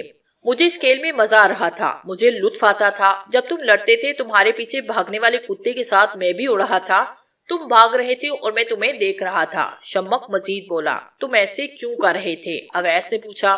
شمک نے ایک دم سنجیدہ ہوتے ہوئے دونوں کی طرف باری باری دیکھا. پھر اس نے کہا, آج میں تم سے کچھ بھی نہیں چھپاؤں گا, سب کچھ بتا دوں گا. شاید یہ میری جلن تھی. جب تم دونوں کی شادی ہوئی تو میں نے تم دونوں کو ساتھ ساتھ دیکھا. میں تم دونوں کو دیکھتا ہی رہ گیا. مجھ سے یہ برداشت نہ ہوا کہ اس جیسی خوبصورت لڑکی تمہاری بیوی ہو. اسی وقت میں نے سوچا کہ تم دونوں ایک ساتھ رہو گے تو میری جلن کم نہ ہوگی. تم واقعی میرے دوست نہیں تھے, اویس نے کہا. ہاں, میں تمہارا دوست نہیں تھا اور نہ ہی بنوں گا. تم دونوں کو الگ کرنے کے لیے میں نے تمہارے تبادلے کی چال چلی. تم دونوں الگ ہو گئے. پھر میں نے تم سے دوستی کا ڈونگ رچایا اور جب تم اپنی بیوی کو پھر اپنے پاس لے آئے تو میں نے نئی چال چلی اور تمہیں اس طرف مائل کیا کہ تم آفس سے چھٹیاں لے لو. تم نے چھٹیاں لی اور میں نے اپنی شطرنج کے مورے ہلا دیے اور جو تم دونوں ایک دوسرے سے دور ہوتے گئے. شمک کا لہجہ زہریلا تھا. تم نے ہم دونوں کے ساتھ اچھا نہیں کیا. تم نے دیکھتے ہی دیکھتے میری پرسکون زندگی میں کوہرام برپا کر دیا. کیا سے کیا بنا دیا تم نے. ہم نے تمہارا کیا بگاڑا تھا جو تم نے ہمارے ساتھ ایسا کیا؟ اویس کو غصہ آیا. میں نے بتایا نا کہ مجھے تم دونوں سے جلن ہو گئی تھی. تم دونوں کو ایک ساتھ میں دیکھ نہیں سکا. مجھ سے تم دونوں کا ملاپ برداشت نہیں ہوا تھا. شمک نے جواب دینے میں تامل نہ کیا. تم جھوٹے تھے, اس لیے مجھے تم پر کئی بار اعتبار نہیں آتا تھا. اویس نے بھی چیخ کر کہا. میری ہر سال میں تمہاری ثابت قدمی ایک ہی وجہ سے ہوتی تھی. شمک نے کہا. کس وجہ سے؟ تم ہر وقت دل ہی دل میں کچھ پڑھتے رہتے تھے. اس ذکر نے تجھے مجھ پر غالب رکھا اور میری چال کا رخ تم موڑتے رہے. اس وقت بھی تمہاری بیوی جن لوگوں کے ہاتھ چلی گئی یہ کالے جادو کا عمل کرنے میں کامیاب ہونے ہی والے تھے. پھر تجھے تیری بیوی کبھی بھی نہ ملتی, لیکن تمہیں تمہارا ذکر بھی اس تک کھینچ لایا. تمہاری مدد غیب سے ہوتی رہی اور تم نے آخر جو کچھ کیا اس سے ان کا علم بھی ان کی بربادی کا سامان ہو گیا. تم پڑھ کر جیت گئے. شمک کو تاسف ہو رہا تھا کیونکہ میری زبان پر اس اللہ کا ذکر ہوتا تھا. میں دل ہی دل میں اسی سے مدد مانگتا تھا. مجھے اس پر یقین ہے, اس کے کلام پر مجھے بھروسہ ہے. میں نے اسی پر عمل کیا. اویس کے ارادے میں مضبوطی تھی. اسی چیز کو دیکھ کر میں تمہارے سامنے کھڑا ہو گیا ہوں تاکہ تجھے سب کچھ بتا دوں اور دوستی کا روپ ایک طرف رکھ کر میں کھل کر تجھے بتاؤں کہ اب میں وہ چال چلنے والا ہوں جس سے تم دونوں میں دوری ہو جائے گی. تم دونوں برباد ہو جاؤ گے اور مجھے یہ کھیل کھیلتے ہوئے اور بھی مزہ آئے گا. تم میرا کچھ بھی نہیں بگاڑ سکتے. تم نے مجھ سے دوستی کی آڑ میں دھوکہ دیا. میں تمہاری باتوں میں آ جاتا تھا لیکن اب ایسا نہیں ہوگا. تم سوچ بھی نہیں سکتے کہ اب میں کیا کرنے والا ہوں. شمک غصے سے بولا. تم ڈرپوک ہو. تم چھپ کر وار کرنا جانتے ہو. تمہاری ہمت ہے تو تم میرے سامنے آؤ اور میرا مقابلہ کرو. اویس اس کی طرف بڑھنے لگا. تم نے ابھی میری طاقت کا مظاہرہ نہیں دیکھا کیا؟ شمک اس کی طرف دیکھ کر مسکرایا. اور تم میرے ایمان کی طاقت بھول گئے ہو کیا؟ اویس کہتا ہوا اس کی طرف بڑھا. تمہاری بیوی کو میں تم سے اتنا دور کر دوں گا کہ تم اس کی صورت دیکھنے کو بھی ترس جاؤ گے. شمک نے اینی کی طرف دیکھا. تم ہمارا اب کچھ بھی نہ بگاڑ سکو گے, یہ میں تم سے کہہ رہا ہوں. اویس اس کی طرف قدم بڑھا رہا تھا. کیا مجھ سے لڑنا چاہتے ہو؟ شمک مسکرایا. کیا تم مجھ سے لڑنے کی ہمت رکھتے ہو؟ اویس نے پوچھا. اسی جگہ کھڑے کھڑے تجھے اٹھا کر میں کہیں دور پھینک سکتا ہوں, لیکن ایسا نہیں کروں گا.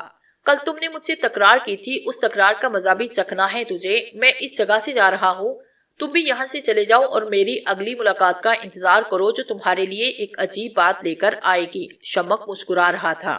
اویس اس کی طرف بڑھ رہا تھا. دونوں میں 4 فٹ کا فاصلہ رہ گیا. ابھی بتاؤ کیا کہنا چاہتے ہو تم؟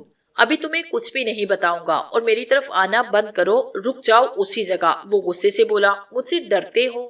میں کسی سے نہیں ڈرتا. ہمت ہے تو میرا سامنا کرو. اویس اوڑ بڑا. میں تمہارا مقابلہ کرنے کے لیے ہی تو تمہارے سامنے کھل کر آیا ہوں. اپنی حقیقت بتا دی تاکہ تم یہ نہ کہو کہ مجھے دھوکے میں رکھ کر وار کیا. شمک ایک قدم پیچھے ہٹا. اویس اور شمک میں 1 فٹ کا فاصلہ رہ گیا تھا. میں اسی لیے تو تمہاری طرف بڑھ رہا ہوں کہ تم مجھ سے لڑنا چاہتے ہو تو لڑو, مجھے مار دینا چاہتے ہو تو مار دو. ابھی تجھے مار دینے کے دن نہیں آئے. تجھے ابھی بہت بھاگنا ہے اپنی اور اینی کی زندگی کے لیے, لیکن میں تجھے مار دوں گا. اویس نے کہا اور اس تیزی سے اس کی گلائی پکڑی کہ شمک اس سے بے خبر ہی رہا. شمک نے گھبرا کر اس کی طرف دیکھا. چھوڑ دو مجھے. شمک گھبرایا اور اپنی گلائی چھڑانے کی کوشش کرنے لگا. نہیں چھوڑوں گا. اویس کچھ بھی پڑھا تھا. میری کلائی چھوڑو ورنہ۔ شمع کے چہرے پر ایسی گھبراہٹ اس سے پہلے اویس نے نہ دیکھی تھی۔ اس نے اس کی کلائی اس لیے پکڑی کیونکہ حافظ صاحب نے اس سے کہا تھا کہ موقع ملے تو شمع کا ہاتھ پکڑ لینا۔ اگر شمع اس کے سامنے کھڑا ہو گیا اور اس نے اعلان جنگ واضح الفاظ میں کر دیا تھا تو اب اویس بھی اسے موقع نہیں دینا چاہتا تھا۔ شمع اسے چھڑانے کی کوشش کر رہا تھا۔ عجیب بات تھی کہ شمع میں اسے اپنی کلائی چھڑانے کی طاقت نہ رہی تھی۔ وہ گھبرایا ہوا تھا۔ حافظ عبدالقدوس جانتے تھے، ان کے علم میں تھا، اس لیے انہوں نے کہا کہ وہ اس کا ہاتھ پکڑے۔ یہی سوچ کر اویس نے اس کی کلائی پکڑی۔ وہ کسی بچے کی طرح اپنی کلائی چھڑانے کی کوشش کر رہا تھا۔ چھوڑ دو مجھے، میں جلس رہا ہوں، انسانی ہاتھ میرے لیے تباہی ہے، وہ کہتا رہا، چیختا چلاتا رہا، لیکن اویس نے نہیں چھوڑا۔ رفتہ رفتہ وہ ریت کی ذروں میں تبدیل ہوتا رہا۔ اس کی ٹانگیں غائب ہو گئی اور ہوا کے ساتھ وہ ذریں دائیں بائیں بکھر گئے۔ اس کا در زمین کے ساتھ لگ گیا، اس کی طاقت اور بھی ختم ہو گئی اور پھر اسی طرح وہ ذروں میں تبدیل ہو کر اس جگہ سے مٹ گیا۔ اویس کے ہاتھ میں مٹھی بھر ریت رہ گئی۔ اویس نے متلاشی نگاہوں سے اپنی پانی کی خالی بوتل دیکھی اور پھر اسے اٹھا کر اپنی مٹھی میں پکڑی ریت کو بوتل میں منتقل کر دیا اور اس کا ڈھکن بند کر دیا۔ اس جگہ سکون سا ہو گیا تھا، فضا ہلکی پھلکی ہو گئی تھی۔ اویس اور اینی نے ایک دوسرے کی طرف دیکھا اور اس جگہ سے ایک دوسرے کا ہاتھ پکڑ کر چل پڑے۔ اس کا کیا کرنا ہے؟ اینی نے پوچھا۔ کس کا؟ جو بوتل میں ڈال کر پکڑا ہے، اینی نے وضاحت کی۔ یہ حافظ عبدالقدوس صاحب کو دوں گا، جو بھی کریں گے وہی کریں گے، اویس نے جواب دیا۔ اس جگہ وہ ٹیکسی کھڑی تھی اور ڈرائیور بیزاری سے کھڑا تھا۔ وہ اویس اور اینی کو دیکھ کر چونکا۔ اویس اور اینی ٹیکسی میں بیٹھے، سفر شروع ہوا۔ ڈرائیور کئی سوال پوچھتا رہا لیکن اویس اس کا ہر سوال ٹالتا رہا کہ بیچارہ ڈرائیور چپ ہو گیا۔ اویس اور اینی بہت خوش تھے۔ رات ہو گئی تھی جب اویس اور اینی اپنے فلیٹ میں پہنچے۔ دونوں آتے ہی صوفے پر ڈیر ہو گئے تھے۔ اویس نے وہ بوتل جس میں ریت کے ذرے تھے سامنے ریک میں رکھ دی تھی۔ اس نے ایک بار پھر اس بوتل کو غور سے دیکھا اور وہاں سے ہٹ گیا۔ مجھے یقین نہیں آ رہا کہ ہماری کیسی آفتوں سے بچ کر واپسی ہوئی ہے، اینی کو کہتے ہوئے جھرجھری سی آ گئی۔ بہت خطرناک تھا۔ ایک آفت ختم نہیں ہوتی تھی اور دوسری مصیبت سامنے کھڑی ہوتی تھی۔ شکر ہے کہ تم تک قدرت نے رسائی کرا دی اور ہم پھر سے مل گئے، اویس نے کہہ کر اینی کی طرف پیار بڑی نگاہوں سے دیکھا۔ اویس؟ کچھ دیر کی خاموشی کے بعد اینی نے کھولے سے اسے مخاطب کیا۔ بولو اینی۔ اویس جو پرسکون ہو کر اپنی آنکھیں بند کر کے بیٹھا ہوا تھا، اس کے مخاطب کرنے پر اس نے آنکھیں کھول کر کہا، اگر میں تمہیں نہ ملتی تو؟ اینی نے پوچھا۔ ہم بچھڑ جاتے تو کیا ہوتا؟ تو جانے کیا ہو جاتا؟ اویس نے ٹھنڈی سانس خارج کی۔ ہم تو تباہی ہو جاتے اور پھر تو سانس لینا بھی مشکل ہو جاتا۔ ہم ہمیشہ کے لیے اگر بچھڑ جاتے تو پھر کیا ہوتا؟ اینی نے خوف سے اویس کی طرف دیکھتے ہوئے پھر سوال کیا۔ اینی ہم مل چکے ہیں، جو کچھ ہوا اسے بھول جاؤ اور اس کا کسی سے ذکر بھی نہ کرنا۔ اویس اس کے پاس ہوتا ہوا بولا، سمجھو تم نے ایک خواب دیکھا تھا، اب تم جا گئی ہو اور سب کچھ ٹھیک ہے۔ جانے وہ دونوں میرا کیا حال کرنے والے تھے، وہ دونوں بہت خطرناک اور عجیب سے تھے۔ اینی کو وہ سب کچھ پھر یاد آنے لگا۔ خدا کی مدد ہمارے ساتھ تھی اس لیے کچھ نہیں ہوا۔ اب تم سب کچھ بھول کر کچھ کھانے کا سوچو، بڑی بھوک لگی ہے۔ اویس نے اپنے پیٹ پر ہاتھ پھیرا۔ اینی ابھی تک خوف کے حصار سے باہر نہ نکلی تھی۔ شاید میں ان باتوں کو کئی دنوں تک نہ بھول سکوں اور شاید کئی ہفتے لگ جائیں، اور یہ بھی ہو سکتا ہے کہ یہ باتیں میرے دماغ سے مٹ ہی نہ سکیں۔ وقت بہت کچھ بھول جانے پر انسان کو مجبور کر دیتا ہے۔ ابھی سب کچھ تمہارے دماغ میں تازہ ہے، اس لیے تم ان باتوں سے باہر نہیں نکل رہی۔ آہستہ آہستہ سب کچھ ٹھیک ہو جائے گا، اویس نے اسے حوصلہ دیا۔ اینی کی اچانک نگاہ اس بوتل کی طرف چلی گئی جس میں ریت کے ذرے تھے۔ اس کی آنکھوں میں عجیب سا خوف آ گیا۔ اویس تم اس بوتل کو کہیں پھینکاؤ، مجھے اس کی طرف دیکھ کر ہی خوف آتا ہے۔ یہ بوتل میں کل صبح حافظ صاحب کو دے کر آؤں گا، شاید وہ آ گئے ہوں گے، وہی بہتر جانتے ہیں کہ اس کا کیا کرنا ہے، اویس نے کہا۔ لیکن مجھے اس بوتل کو دیکھ کر خوف آتا ہے۔ اینی خوف سے سمٹ گئی۔ مجھے عجیب سا لگ رہا ہے۔ تم کیوں ڈر رہی ہو اینی؟ اب کچھ بھی نہیں ہے، اویس بولا۔ یہ محض ایک بوتل ہے اور کچھ بھی نہیں۔ تم اس بوتل کو اس جگہ سے ہٹاؤ، اینی نے کہا۔ وہ خوف زدہ تھی، اس نے اپنے چہرے کے آگے صوفے کی گدی کر لی۔ ٹھیک ہے، میں اس بوتل کو سٹور میں رکھ کر آتا ہوں، کل صبح وہاں سے لے لوں گا۔ اویس اپنی جگہ سے اٹھا اور وہ بوتل اٹھا کر سٹور روم کی طرف چل گیا۔ اینی اس جگہ اکیلی رہ گئی۔ اس کی آنکھوں میں خوف کے سائے تھے اور چہرے پر گھبراہٹ تھی۔ اچانک ہی اسے خوف نے گھیرا۔ اس نے دائیں بائیں اپنی نگاہیں گھما کر دیکھا۔ اسے ایسے لگ رہا تھا جیسے اس جگہ اس کے علاوہ بھی کوئی موجود ہے۔ اس کا وہم تھا یا یہ اس کے اندر کا خوف تھا؟ اچانک کچھ گرنے کی آواز آئی۔ خاموشی میں وہ آواز بہت خوفناک تھی۔ اینی اس آواز کو سنتے ہی چیخ پڑی۔ اس کی چیخ سن کر اویس بھاگتا ہوا اس کے پاس آیا۔ کیا ہوا اینی؟ اویس نے آتے ہی پوچھا۔ یہ کیا تھا؟ اینی بری طرح سے کانپ رہی تھی۔ اینی کیا ہو گیا ہے؟ میں اچانک چلتے ہوئے گلدان سے ٹکرایا اور وہ ٹوٹ گیا۔ اس کی آواز تھی، اویس نے بتایا۔ اویس، مجھے ڈر لگ رہا ہے۔ اینی گھبرائی ہوئی تھی۔ مجھے لگتا ہے جیسے ابھی کوئی آ جائے گا۔ اب ڈرنے کی کوئی بات نہیں، سب کچھ ختم ہو گیا ہے۔ اویس نے اسے حوصلہ دیا۔ تم ڈرنا اور گھبرانا چھوڑ دو۔ مجھے ایسے لگ رہا ہے جیسے یہاں کوئی ہے۔ اینی چاروں طرف دیکھ رہی تھی۔ ہمارے آس پاس ہے کوئی۔ یہ تمہارا وہم ہے، اب یہاں کچھ بھی نہیں، اویس نے کہا۔ اس فلیٹ میں صرف ہم دونوں ہیں۔ مجھے ایسے کیوں لگ رہا ہے؟ اینی کا خوف معدوم نہیں ہوا تھا، وہ اپنی نظروں کو فلیٹ میں گھما رہی تھی۔ تمہارے ذہن سے ابھی وہ باتیں نہیں گئی، اس لیے تمہیں ایسا لگ رہا ہے۔ تم سب باتیں ذہن سے نکالو، سب ٹھیک ہو جائے گا، اویس نے اسے سمجھایا۔ رات کا گپ اندھیرا چھایا ہوا تھا، دور تک کوئی انسان دکھائی نہیں دے رہا تھا۔ اس ویرانے میں ایک سناٹا چھایا ہوا تھا۔ درختوں کے پتے خاموش تھے، اس کی ٹہنیوں پر دبک کر بیٹھے ہوئے پرندے سہمے ہوئے تھے۔ ایک عجیب سا سما تھا۔ اچانک ہوا چلی اور ریت اور مٹی اڑنے لگی۔ دور کوئی سایہ سا چلتا ہوا اس طرف بڑھنے لگا۔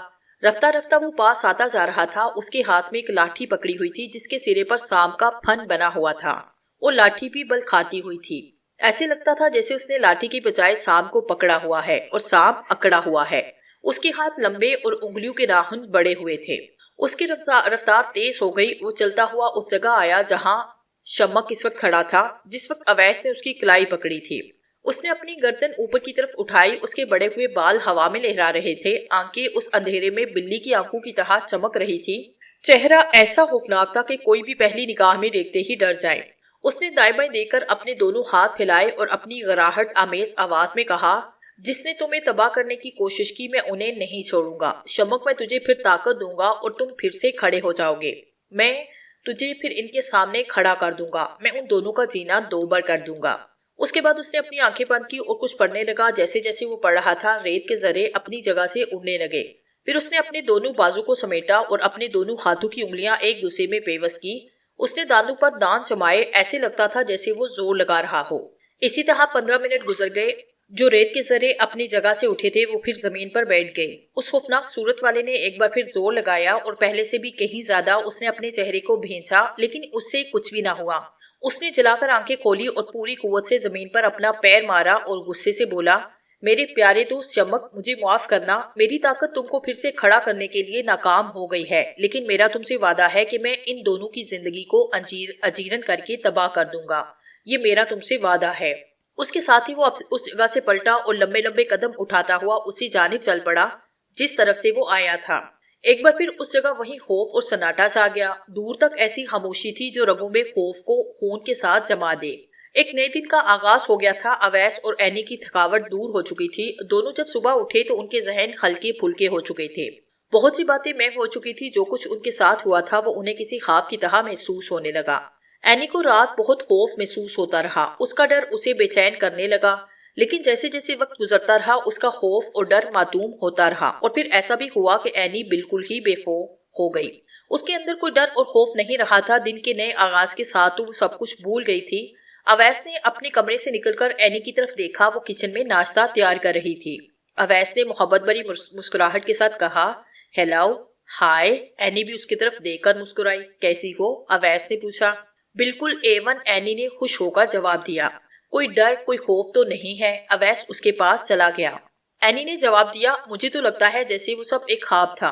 بالکل بھی محسوس نہیں ہوتا، بلکہ یہ حیرت انگیز ہے کہ ہم ایک رات میں ہی نارمل ہو گئے ہیں۔ تمہارا کیا خیال تھا کہ ہم کئی دن تک ان واقعات کے شوق میں رہتے؟ اویس نے اس کی طرف دیکھا۔ کسی بھی صدمے اور تکلیف کے بعد اس کے اثرات تو کئی دن تک رہتے ہیں۔ اینی نے انڈا فرائی کرنے کے لیے فرائی پین میں توڑ کر ڈالا۔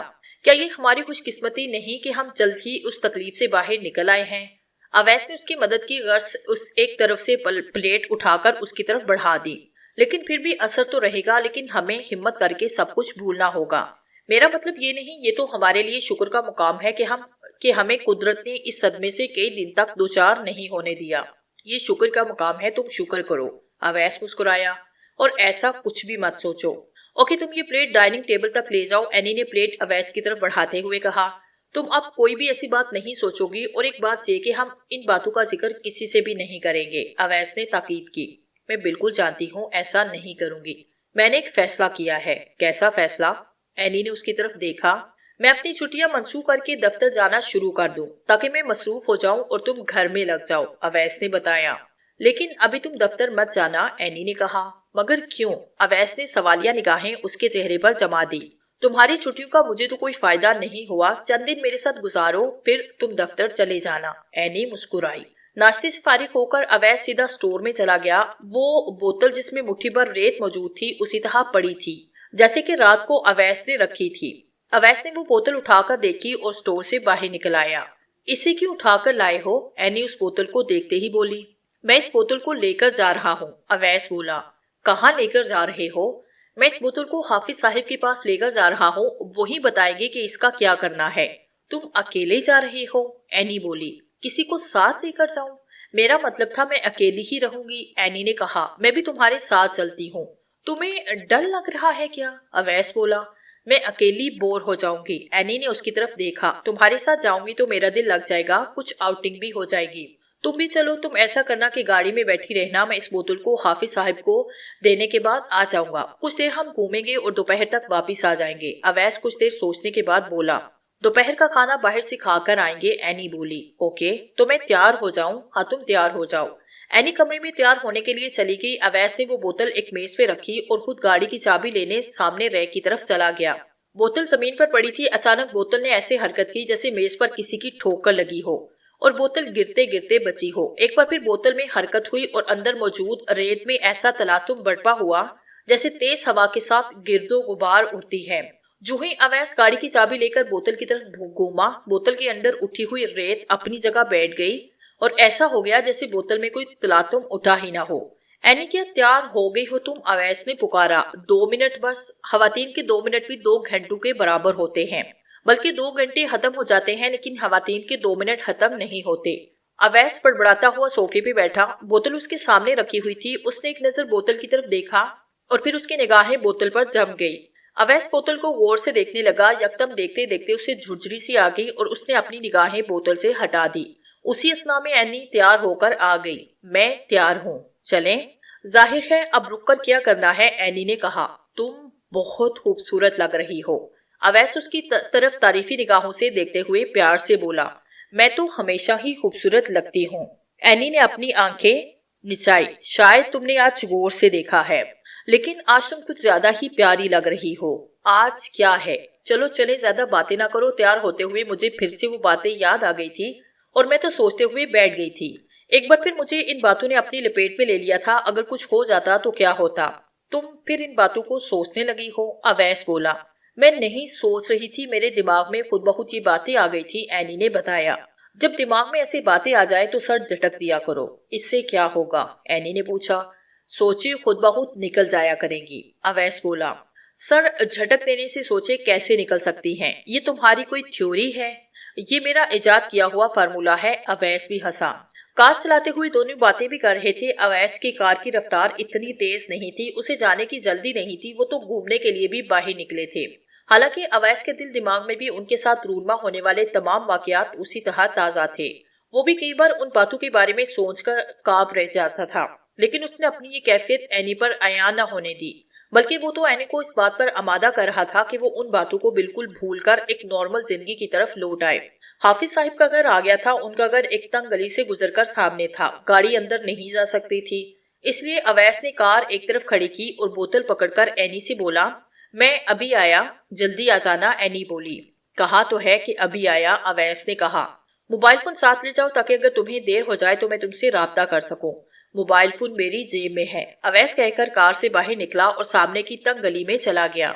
उसके एक हाथ में वो बोतल पकड़ी हुई थी। वो चलता हुआ जा रहा था। अचानक सामने से आने वाला एक मैला कुचैला बुखारी उससे टकराया। अवैस अपनी सोचों में गुम था। अचानक टकराने से उसके हाथ से बोतल छूटकर नीचे गिरी। इससे पहले कि अवैस वो बोतल उठाता, भिखारी बोला, माफ करना साहिब, गलती हो गई, देख कर चला करो। अवैस बोला, आपका भी ध्यान तो कहीं और था, भिखारी ने कहा। ठीक है, जाओ अपना काम करो, ये बोतल मुझे दो, अवैस बोला। साहिब भूखा हूँ, कुछ खाया नहीं, थोड़ी मदद हो जाए तो मैं दुआ दूंगा, भिखारी ने मासूम सा चेहरा बनाते हुए कहा। ये बोतल दो, फिर देता हूँ कुछ। अवैस ने बोतल लेने के लिए हाथ बढ़ाया। कह तो रहा हूँ कि ये बोतल मुझे दो, मैं दुआ दूंगा साहिब, कल से कुछ नहीं खाया। भिखारी ने जिस हाथ में बोतल पकड़ी थी वो पीछे कर लिया। مجھے یہ بوتل دو، اس کے بعد میں بات کرتا ہوں۔ اویس کو غصہ آیا۔ میرے بچے بھی آپ کو دعا دیں گے۔ بیکاری پر اویس کے غصے کا کوئی اثر نہ ہوا۔ میں کہتا ہوں کہ مجھے یہ بوتل دو۔ اویس اس کی طرف بڑھا۔ اپنی یہ باتیں بند کرو اور یہ بوتل میرے حوالے کرو۔ بوتل میں کیا ہے جو آپ پریشان ہے؟ بیکاری نے بوتل اٹھا کر اپنی آنکھوں کے سامنے کی۔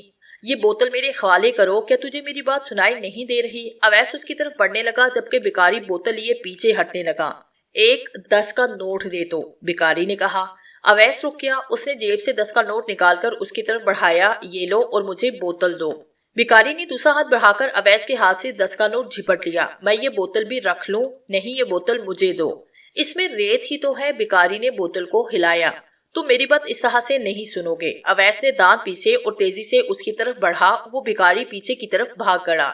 ارے رکو! اویس نے تیز آواز میں اسے روکنا چاہا۔ بیکاری بھاگتے ہوئے رک گیا۔ اس کا اویس سے کچھ فاصلہ تھا۔ اویس کو ڈر تھا کہ کہیں یہ بوتل بیکاری نہ لے جائے۔ یکدم بیکاری نے بوتل کا ڈھکن کھولنا شروع کیا۔ اس بوتل کو مت کھولو، رک جاؤ! اویس دھارا کے ارد گرد کچھ لوگ اور بھی جمع ہو گئے۔ بیکاری پر اویس کی کسی بات کا کوئی اثر نہ ہوا۔ اس نے اپنے گندے دانت نکال کر مسکراتے ہوئے اویس کی طرف دیکھا اور بوتل کا ڈھکن کھول کر اس کے اندر موجود ریت باہر بکھیر دی۔ اویس حیرہ نگاہوں کے ساتھ اس کی طرف بے بسی سے دیکھتا ہی رہ گیا۔ اس کے بعد بیکاری نے بوتل ایک طرف پھینکی اور زوردار کہکہا لگایا۔ ریت اڑ گئی، بوتل خالی ہو گئی، قیدی آزاد ہو گیا۔ وہ یہ کہتا ہوا ایک طرف بھاگا جبکہ اویس دم بخود کھڑا تھا۔ اسے ایک دم کئی اندیشوں نے گھیر لیا۔ وہ پریشان ہو گیا۔ اس نے سوچا کہ اس کے سامنے موجود وہ بیکاری کیا انسان ہی تھا یا کہ انسان کے روپ میں کوئی اور ہی تھا؟ یکدم اسے اینی کا خیال آیا، جیسے کسی نے اس کے دماغ میں اینی کا خیال ڈال دیا ہو۔ وہ بھاگتا ہوا کار کی طرف بڑھا۔ اویس نے کار کے اندر جھانکا اور پھر اس کی متلاشی نگاہیں کبھی دائیں اور کبھی بائیں دوڑنے لگی۔ اینی کار میں دکھائی نہ دے رہی تھی۔ اویس پریشان ہو گیا کہ وہ کہاں چلی گئی۔ اویس نے جلدی سے اپنی جیب سے موبائل فون نکالا اور اینی کا نمبر ملا کر اسے کان سے لگایا۔ اینی کے موبائل فون پر بیل جا رہی تھی لیکن وہ فون اٹینڈ نہیں کر رہی تھی۔ اویس کی بے چینی اور پریشانی میں اضافہ ہو گیا تھا۔ اس نے ایک بار پھر دور تک اپنی نگاہیں دوڑائی۔ اچانک موبائل فون کی گھنٹی سنائی دی۔ اس نے اپنا موبائل فون جلدی سے دیکھا۔ اس کی سکرین اندھیرے میں ڈوبی تھی اور اس موبائل فون پر بیل نہیں آ رہی تھی۔ اس نے سوچا کہ شاید کہیں آس پاس سے آواز آ رہی ہو۔ جس جگہ وہ کھڑا تھا اس کے قریب کوئی بھی نہیں تھا۔ اویس نے پاگلوں کی طرح کار کے اندر موبائل فون تلاش کرنا شروع کیا۔ کار کی پچھلی سیٹ پر اسے جو موبائل فون پڑا دکھائی دیا، اسے دیکھتے ہی وہ چونک پڑا، کیونکہ وہ موبائل فون وہی تھا جس پر شمک رابطہ کیا کرتا تھا۔ وہ موبائل فون کہیں کھو گیا تھا۔ اچانک اس کی کار کی پچھلی سیٹ پر دیکھ کر اس کی حیرت میں دو چند اضافہ ہو گیا۔ اس نے وہ موبائل اٹھایا۔ جو ہی کان سے لگایا، ایک آواز سنائی دی جو شمک کی آواز نہیں تھی۔ اس آواز میں گراہٹ تھی، لہجہ دھیما لیکن خوفناک تھا۔ کیسے ہو مسٹر اویس؟ تم کون ہو؟ میرے سوال کا جواب دینے کی بجائے تم سوال کر رہے ہو۔ دوسری طرف سے وہ اطمینان سے بولا۔ کون ہو تم؟ اویس نے ایک بار پھر دہرایا۔ تم کار میں آرام سے بیٹھو، ہم اطمینان سے بات کرتے ہیں۔ ایک بار پھر دوسری طرف وہی لہجہ اس کی سماعت سے ٹکرایا۔ میرا کار میں بیٹھنا ضروری نہیں، تم جو بات کرنا چاہتے ہو وہ کرو۔ اویس کی نگاہیں دائیں بائیں گھوم رہی تھی۔ اس کی مضطرب حالت اسے بے چین کر رہی تھی۔ وہ اینی کے بارے میں بھی پریشان تھا کہ وہ اچانک کہاں چلی گئی۔ مجھے اپنے آس پاس تلاش کرنے کی کوشش مت کرو، میں کہیں ادھر ادھر نہیں ہوں۔ میں بھی شمک کی طرح تمہارے اس موبائل فون میں گھس کر بیٹھا تم سے بات کر رہا ہوں۔ تم کون ہو؟ اویس اس کے بارے میں جاننا چاہتا تھا۔ میں شمک نہیں ہوں۔ تم شمک کو کیسے جانتے ہو؟ کیونکہ شمک میرا دوست ہے، اس اجنبی نے کہا۔ کیا چاہتے ہو تم؟ تجھے بتانا چاہتا ہوں، وہ کہہ کر چپ ہو گیا۔ شاید وہ اویس کی بے چینی سے لطف اندوز ہو رہا تھا۔ کیا بتانا چاہتے ہو؟ میں تجھے بتانا چاہتا ہوں کہ میں آ گیا ہوں۔ اس کے لہجے میں کوئی تغیر نہیں آیا تھا۔ کیا مطلب ہے تمہارا؟ اویس چونکا۔ ہے یہ بات بعد میں بھی کر لیں گے، فی الحال تم ایک بات غور سے سنو۔ اس جگہ سے کچھ فاصلے پر ریلوے کی پٹری گزرتی ہے۔ اس طرف جتنی تیز بھاگ سکتے ہو بھاگو، کیونکہ تمہاری بیوی اس پٹری کی طرف جا رہی ہے۔ وہ گمسم اس طرف جاتی رہے گی، اسے کوئی ہوش نہیں، لیکن جب تم اس کو ہاتھ لگاؤ گے تو اسے ہوش آ جائے گا۔ اس کی بات سن کر اویس پریشان ہو گیا۔ تم شمک ہی ہو۔ سوال کرنے کا وقت نہیں۔ بیوی کو بچانا چاہتے ہو تو سوال مت کرو۔ اس کی پرواہ نہیں تو ہم اطمینان سے باتیں کر لیتے ہیں، وہ پرسکون لہجے میں بولا۔ یاد رکھنا یہ موبائل تمہارے پاس ہی رہے، اسے اپنے سے الگ مت کرنا۔ یہ بات بھی ذہن میں رہے کہ ٹرین بھی آ رہی ہے، تمہاری بیوی بس چلتی جائے گی، تمہارے چھونے سے پہلے وہ ٹرین کے نیچے بھی آ سکتی ہے۔ اویس نے موبائل فون اپنے کان سے ایک طرف ہٹایا، سیدھا سامنے ایک کریانے کی دکان والے کے پاس چلا گیا۔ یہاں ریلوے ٹریک کس طرف سے گزرتا ہے؟ اویس نے جاتے ہی سوال کیا۔ ہیں جی؟ दुकानदार को रेलवे ट्रैक की समझ न आई। उसने हैरान होकर अवैस की तरफ देखा। रेलवे की पटरी किस तरफ से गुजरती है? अवैस ने फिर पूछा।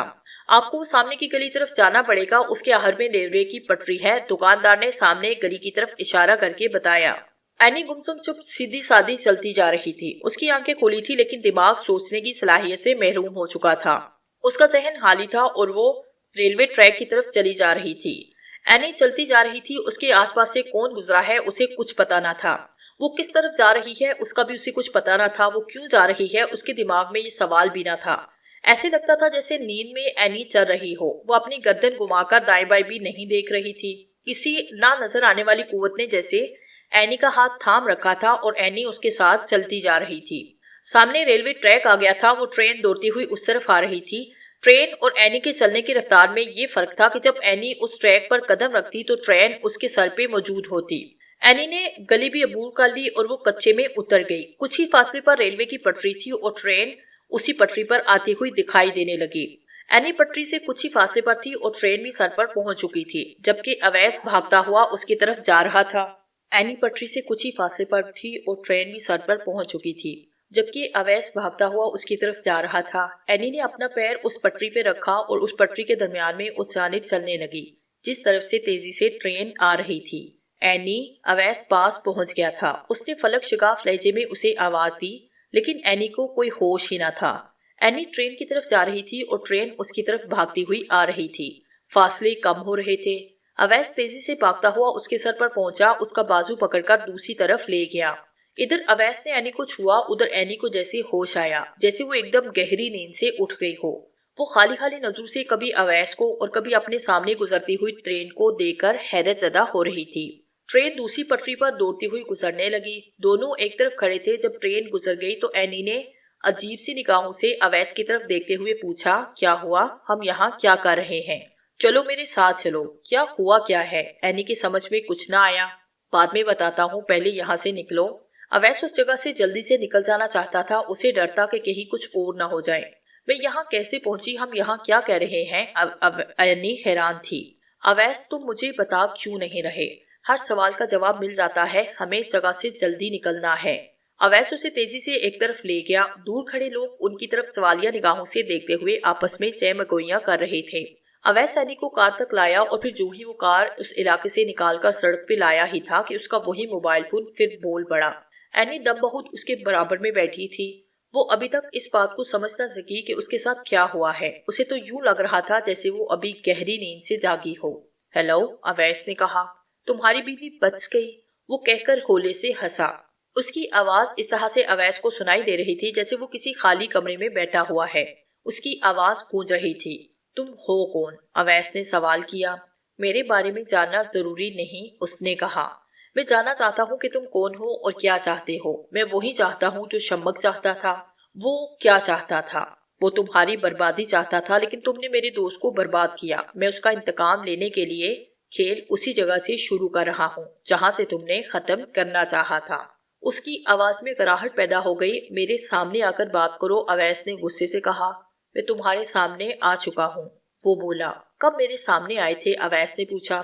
तुमसे मिलकर आ चुका हूँ, याद करो, वो हंसा। अवैस सोचने लगा, क्या तुम वो बेकारी तो नहीं हो? अवैस को उसके हंसने की आवाज आई। है, छोड़ो इस बात को, मैं तुमसे फिर बात करूंगा। अभी तुम जहाँ जाना चाहते हो जाओ, उसने कहा और मोबाइल फोन में खामोशी छा गई। अवैस रास्ते में ही एनी को सब कुछ बता चुका था। वो सब बातें सुनकर एनी परेशान नहीं बल्कि खौफजदा हो गई। कई अंदेशी और सोचू के सांपों ने उसकी दिलो दिमाग पर कुंडली मार ली। उसकी समझ में नहीं आ रहा था कि वो क्या करे। दोनों वापस फ्लैट में आए। अवैस सोच रहा था कि बमुश्किल उसने शम्मक से छुटकारा हासिल किया था। ऊपर से उसके दोस्त के रूप में वो उसे परेशान करने के लिए आ गया है। अवैस परेशानी और सोचू के गर्दाब में कुर्सी पर बैठ गया। वो सोच रहा था कि वो उससे छुटकारा कैसे पाए। भिखारी के रूप में आकर उसने अवैस को हाफिज साहब तक जाने नहीं दिया, बल्कि उसने वो बोतल भी हाफिज साहब तक नहीं जाने दी। अवैस इसलिए वापिस आ गया था क्योंकि उसके दिल में ये डर पैदा हो गया कि कहीं वो उसे वहां तक जाने से रोकने के लिए कोई नुकसान न पहुंचा दे। क्या सोच रहे हो? एनी ने उसके कंधे पे हाथ रखकर प्यार से पूछा। सोच रहा हूँ कि हमारी जिंदगी में आया हुआ ये तूफान कैसे खत्म होगा, अवैस ने धीरे से कहा। हम ये शहर छोड़कर चले जाते हैं, एनी बोली। یہ تم پہلے بھی کہہ چکی ہو، اویس بولا۔ میرے پاس اس کے سوا اور کوئی حل نہیں، اینی نے کہا۔ ہم کہیں بھی چلے جائے وہ ہمارا پیچھا نہیں چھوڑے گا۔ اویس نے اٹھ کر فریج کھولی اور پانی کی بوتل نکال کر گلاس میں پانی ڈال کر پھر اسی جگہ آ گیا۔ پھر کیا کریں؟ اینی نے کہا۔ مجھے سوچنے دو۔ اویس نے پانی کا خالی گلاس ایک طرف رکھ کر معنی خیز لہجے میں کہا، ہم اس کے بارے میں کسی اور کو بھی بتاتے ہیں، شاید وہ کوئی حل بتا سکے۔ کس کو بتائیں؟ کون ہے جو ہماری اس سلسلے میں مدد کرے؟ ایک حافظ صاحب ہیں، وہاں تک اس نے پہنچنے نہ دیا، یہ بھی معلوم نہیں کہ وہ واپس بھی آئے ہیں کہ نہیں۔ اویس کو غصہ آنے لگا۔ میں ابو سے بات کرتی ہوں۔ وہ کیا کریں گے؟ اویس نے کہا۔ وہ کوئی تو حل نکالیں گے، کوئی تو راستہ بتائیں گے۔ میں نہیں چاہتا کہ کسی کو پتا چلے، ہم تو پریشان ہی ہیں، کوئی اور بھی ہماری وجہ سے پریشان ہو اور کہیں وہ بھی اس کی لپیٹ میں نہ آ جائے۔ اویس نے کہا۔ تو کیا پھر اکیلے ہی لڑتے رہیں گے؟ اینی نے کہا۔ بس ایک ہی امید ہے، اویس بولا۔ وہ کون سی؟ حافظ صاحب، اویس نے کہا۔ ان کے پاس جانا مشکل ہے، اینی سوچنے لگی، لیکن میں ایک کوشش اور کروں گا، اور اگر کچھ ہو گیا تو؟ اینی نے اس کی طرف دیکھا۔ اویس بولا، کچھ نہ کرنے پر بھی تو کچھ نہ کچھ ہو ہی رہا ہے۔ ہمت کر کے ایک کوشش اور کرتے ہیں۔ پھر تم واپس کیوں آ گئی تھے؟ اسی جگہ سے چلے جاتے ان کے پاس، اینی بولی۔ ان سے اسی وقت بات ہو جاتی۔ اویس نے کہا، تب میں فیصلہ نہیں کر پایا تھا، میں اندیشوں میں گر گیا تھا، لیکن اب میں نے سوچ لیا ہے۔ چلو ابھی چلتے ہیں۔ 4 گھنٹے گزر گئے تھے۔ ان 4 گھنٹوں میں اویس اور اینی نے آپس میں اتنی باتیں نہیں کی تھی جتنا کہ انہوں نے سوچا تھا۔ اویس ایک ہی بات سوچ رہا تھا کہ وہ اس سے کیسے چھٹکارا حاصل کرے، جبکہ یہ اندیشہ بھی اسے گھیرے ہوئے تھا کہ اگر اس سے وہ نجات حاصل کر لیتا ہے تو پھر کہیں کوئی اور آ کر ان کی زندگی میں داخل ہو کر کوئی خلچل برپا نہ کر دے۔ یہ سلسلہ کہاں اور کیسے ختم ہوگا؟ اویس نے وہ موبائل فون اپنے سامنے رکھا ہوا تھا۔ اس موبائل فون پر اس نے کوئی رابطہ نہیں کیا تھا، آگے کیا ہوگا اسے معلوم نہیں تھا۔ اینی سہمی ہوئی تھی، خوف اس کے جسم میں سانس کے ساتھ دوڑ رہا تھا، وہ کمزور تھی، اویس جیسی ہمت اس کے اندر نہ تھی۔ پھر بھی اس نے اپنے آپ کو سنبھالا، وہ اپنے سے زیادہ اویس کے بارے میں سوچ رہی تھی۔ اس بات کی بھی اویس کو سمجھ نہ آئی تھی کہ آخر یہ موبائل فون جو جانے کہاں گر گیا تھا وہ پھر سے اس کے پاس آ گیا تھا۔ کہیں ایسا تو نہیں کہ جو بو رہا تھا وہ شمک ہی ہو، اس کا کوئی اور ساتھی نہ ہو، یہ بھی کوئی ایک نئی شیطانی چال ہو۔ اچانک اویس اپنی جگہ سے اٹھا، اینی سے بولا، اینی اٹھو چلو۔ کہاں جانا ہے؟ اینی نے پوچھا۔ اس طرح سے کام نہیں ہوگا، ہم ابھی حافظ صاحب کے پاس آئیں گے، دعا کرو کہ وہ آ گئے ہوں اور ہمیں مل جائیں۔ لیکن اینی نے کچھ کہنا چاہا، لیکن کا وقت نہیں، بس ابھی چلے، دیکھ لیں گے جو بھی ہوگا۔ اویس نے اس کی بات کاٹ دی۔ ٹھیک ہے چلو۔ اینی بھی تیار ہو گئی۔ موبائل فون اٹھانے کے لیے ابھی اویس نے اس کی طرف ہاتھ بڑھایا ہی تھا کہ اس کی بیل بجی۔ اداسی کے اس ماحول میں موبائل فون کی گھنٹی ایسے بجی تھی جیسے کوئی فلک شگاف آواز میں چیخا ہو۔ آخر اویس نے فون اٹھایا، کان سے لگایا، دوسری طرف سے وہی آواز اس کی سماعت سے ٹکرائی۔ ایک بات کی داد دینا پڑے گی، اس نے جدید دور کی اس ایجاد میں گھس کر بات کرنے کی جگہ خوب تلاش کی تھی۔ کیوں فون کیا ہے؟ اویس نے مطلب کی بات کی طرف آتے ہوئے کہا۔ اسے اس کی کسی بھی ایسی بات سے کوئی دلچسپی نہ تھی۔ ایسی غلطی مت کرنا جس سے مجھے غصہ آئے اور تمہاری زندگی میں ایسی آندھی چل پڑے کہ سب کچھ اڑ کر راکھ بن جائے۔ کیا مطلب ہے تمہارا؟ تم اتنے بھی بچے نہیں کہ سمجھ نہ سکو۔ وہ کہہ کر چپ ہو گیا۔ ایک بات بتاؤ۔ پوچھو کیا پوچھنا چاہتے ہو، اس نے کہا۔ تم کیا چاہتے ہو؟ اپنے دوست کا انتقام چاہتا ہوں۔ تم ہو کون؟ اویس بولا۔ میں شمک کا دوست ہوں، بس ایک ہی دوست ہوں، تمہاری بربادی چاہتا ہوں، اس کے علاوہ مجھے کوئی کام نہیں۔ تم کہاں ہو؟ میرے سامنے آ کر بات کرو، میں تم سے بات کرنا چاہتا ہوں۔ اویس نے سامنے دیکھا۔ جب ملاقات کا وقت آئے گا تو مل بھی لوں گا، اس نے اطمینان سے کہا۔ ابھی ملو مجھ سے، ابھی اسی وقت۔ تمہاری بیوی کسی بھی وقت ایسے ہی چلنا شروع کر سکتی ہے جیسے کہ کوئی نیند میں چل رہا ہو، اس کا ایک نظارہ تم دیکھ چکے ہو۔ میری بیوی کے ساتھ ایسا مت کرو، اویس ایک بار پھر دہرا۔ ایسا تو میں کروں گا اور مجھے کوئی روک نہ سکے گا، میں نے پہلے بھی کہا تھا، اور اس وقت بھی تمہاری بیوی اس فلیٹ سے باہر نکل چکی ہوگی۔ اس کی بات سنتے ہی اویس نے اپنے عقب میں کھڑی اینی کی طرف بڑک رفتاری سے گھوم کر دیکھا، وہ اس کے پیچھے نہ تھی۔ اپنی بیوی کو بچا سکتے ہو تو بچا لو، وہ کہہ کر صفاقی سے ہنسا۔ اویس نے موبائل فون کان سے الگ کیا، دروازے کی طرف دو لگا دی، باہر نکل کر اس نے دائیں بائیں دیکھا، کوئی بھی دکھائی نہ دے رہا تھا۔ وہ تیزی سے سیڑھیوں کی طرف بھاگا اور دیوانہ وار سیڑھیاں اترنے لگا۔ نیچے والی منزل پر بھی وہ اسے دکھائی نہ دی، اس کی متلاشی نگاہیں دائیں بائیں گھوم رہی تھی، اس کی پریشانی بڑھتی جا رہی تھی، دل دھڑک رہا تھا، خوف اور اندیشے اس کے دماغ میں بچھو کی طرح رینگ رہے تھے۔ अवैस भागता हुआ फिर सीढ़ियों की तरफ चला गया और फलांगता हुआ सीढ़ियां उतरने लगा। इस मंजिल पर भी एनी न थी। अचानक उसका मोबाइल फोन बजा। अवैस ने उसे कान से लगाया। वो कांप रहा था। वो इस जगह नहीं है। आवाज आई, कहाँ है एनी? मुझे बताओ कहाँ है एनी? नीचे नहीं है, उसने इत्मीनान से कहा। फिर कहाँ है? अवैस ने पूछा। ऊपर की मंजिल पर चले जाओ, इस इमारत की छत पर जाओ, वहां तक जाने के लिए तुम्हें दरवाजा खुला मिलेगा, अवैस उसने कहा। अवैस उसी वक्त सीढ़ियां फलांगता हुआ ऊपर की जानिब भागा। वो फूली हुई सांस के साथ आखिरी मंजिल पर पहुंचा और फिर वहां से वो उस इमारत की छत पर चला गया। इमारत की छत पर कोई भी न था। अवैस ने चारों तरफ देखा। वो दीवार के पास चला गया। नीचे बड़ी सड़क दिखाई दे रही थी जिस पर ट्रैफिक दौड़ रही थी।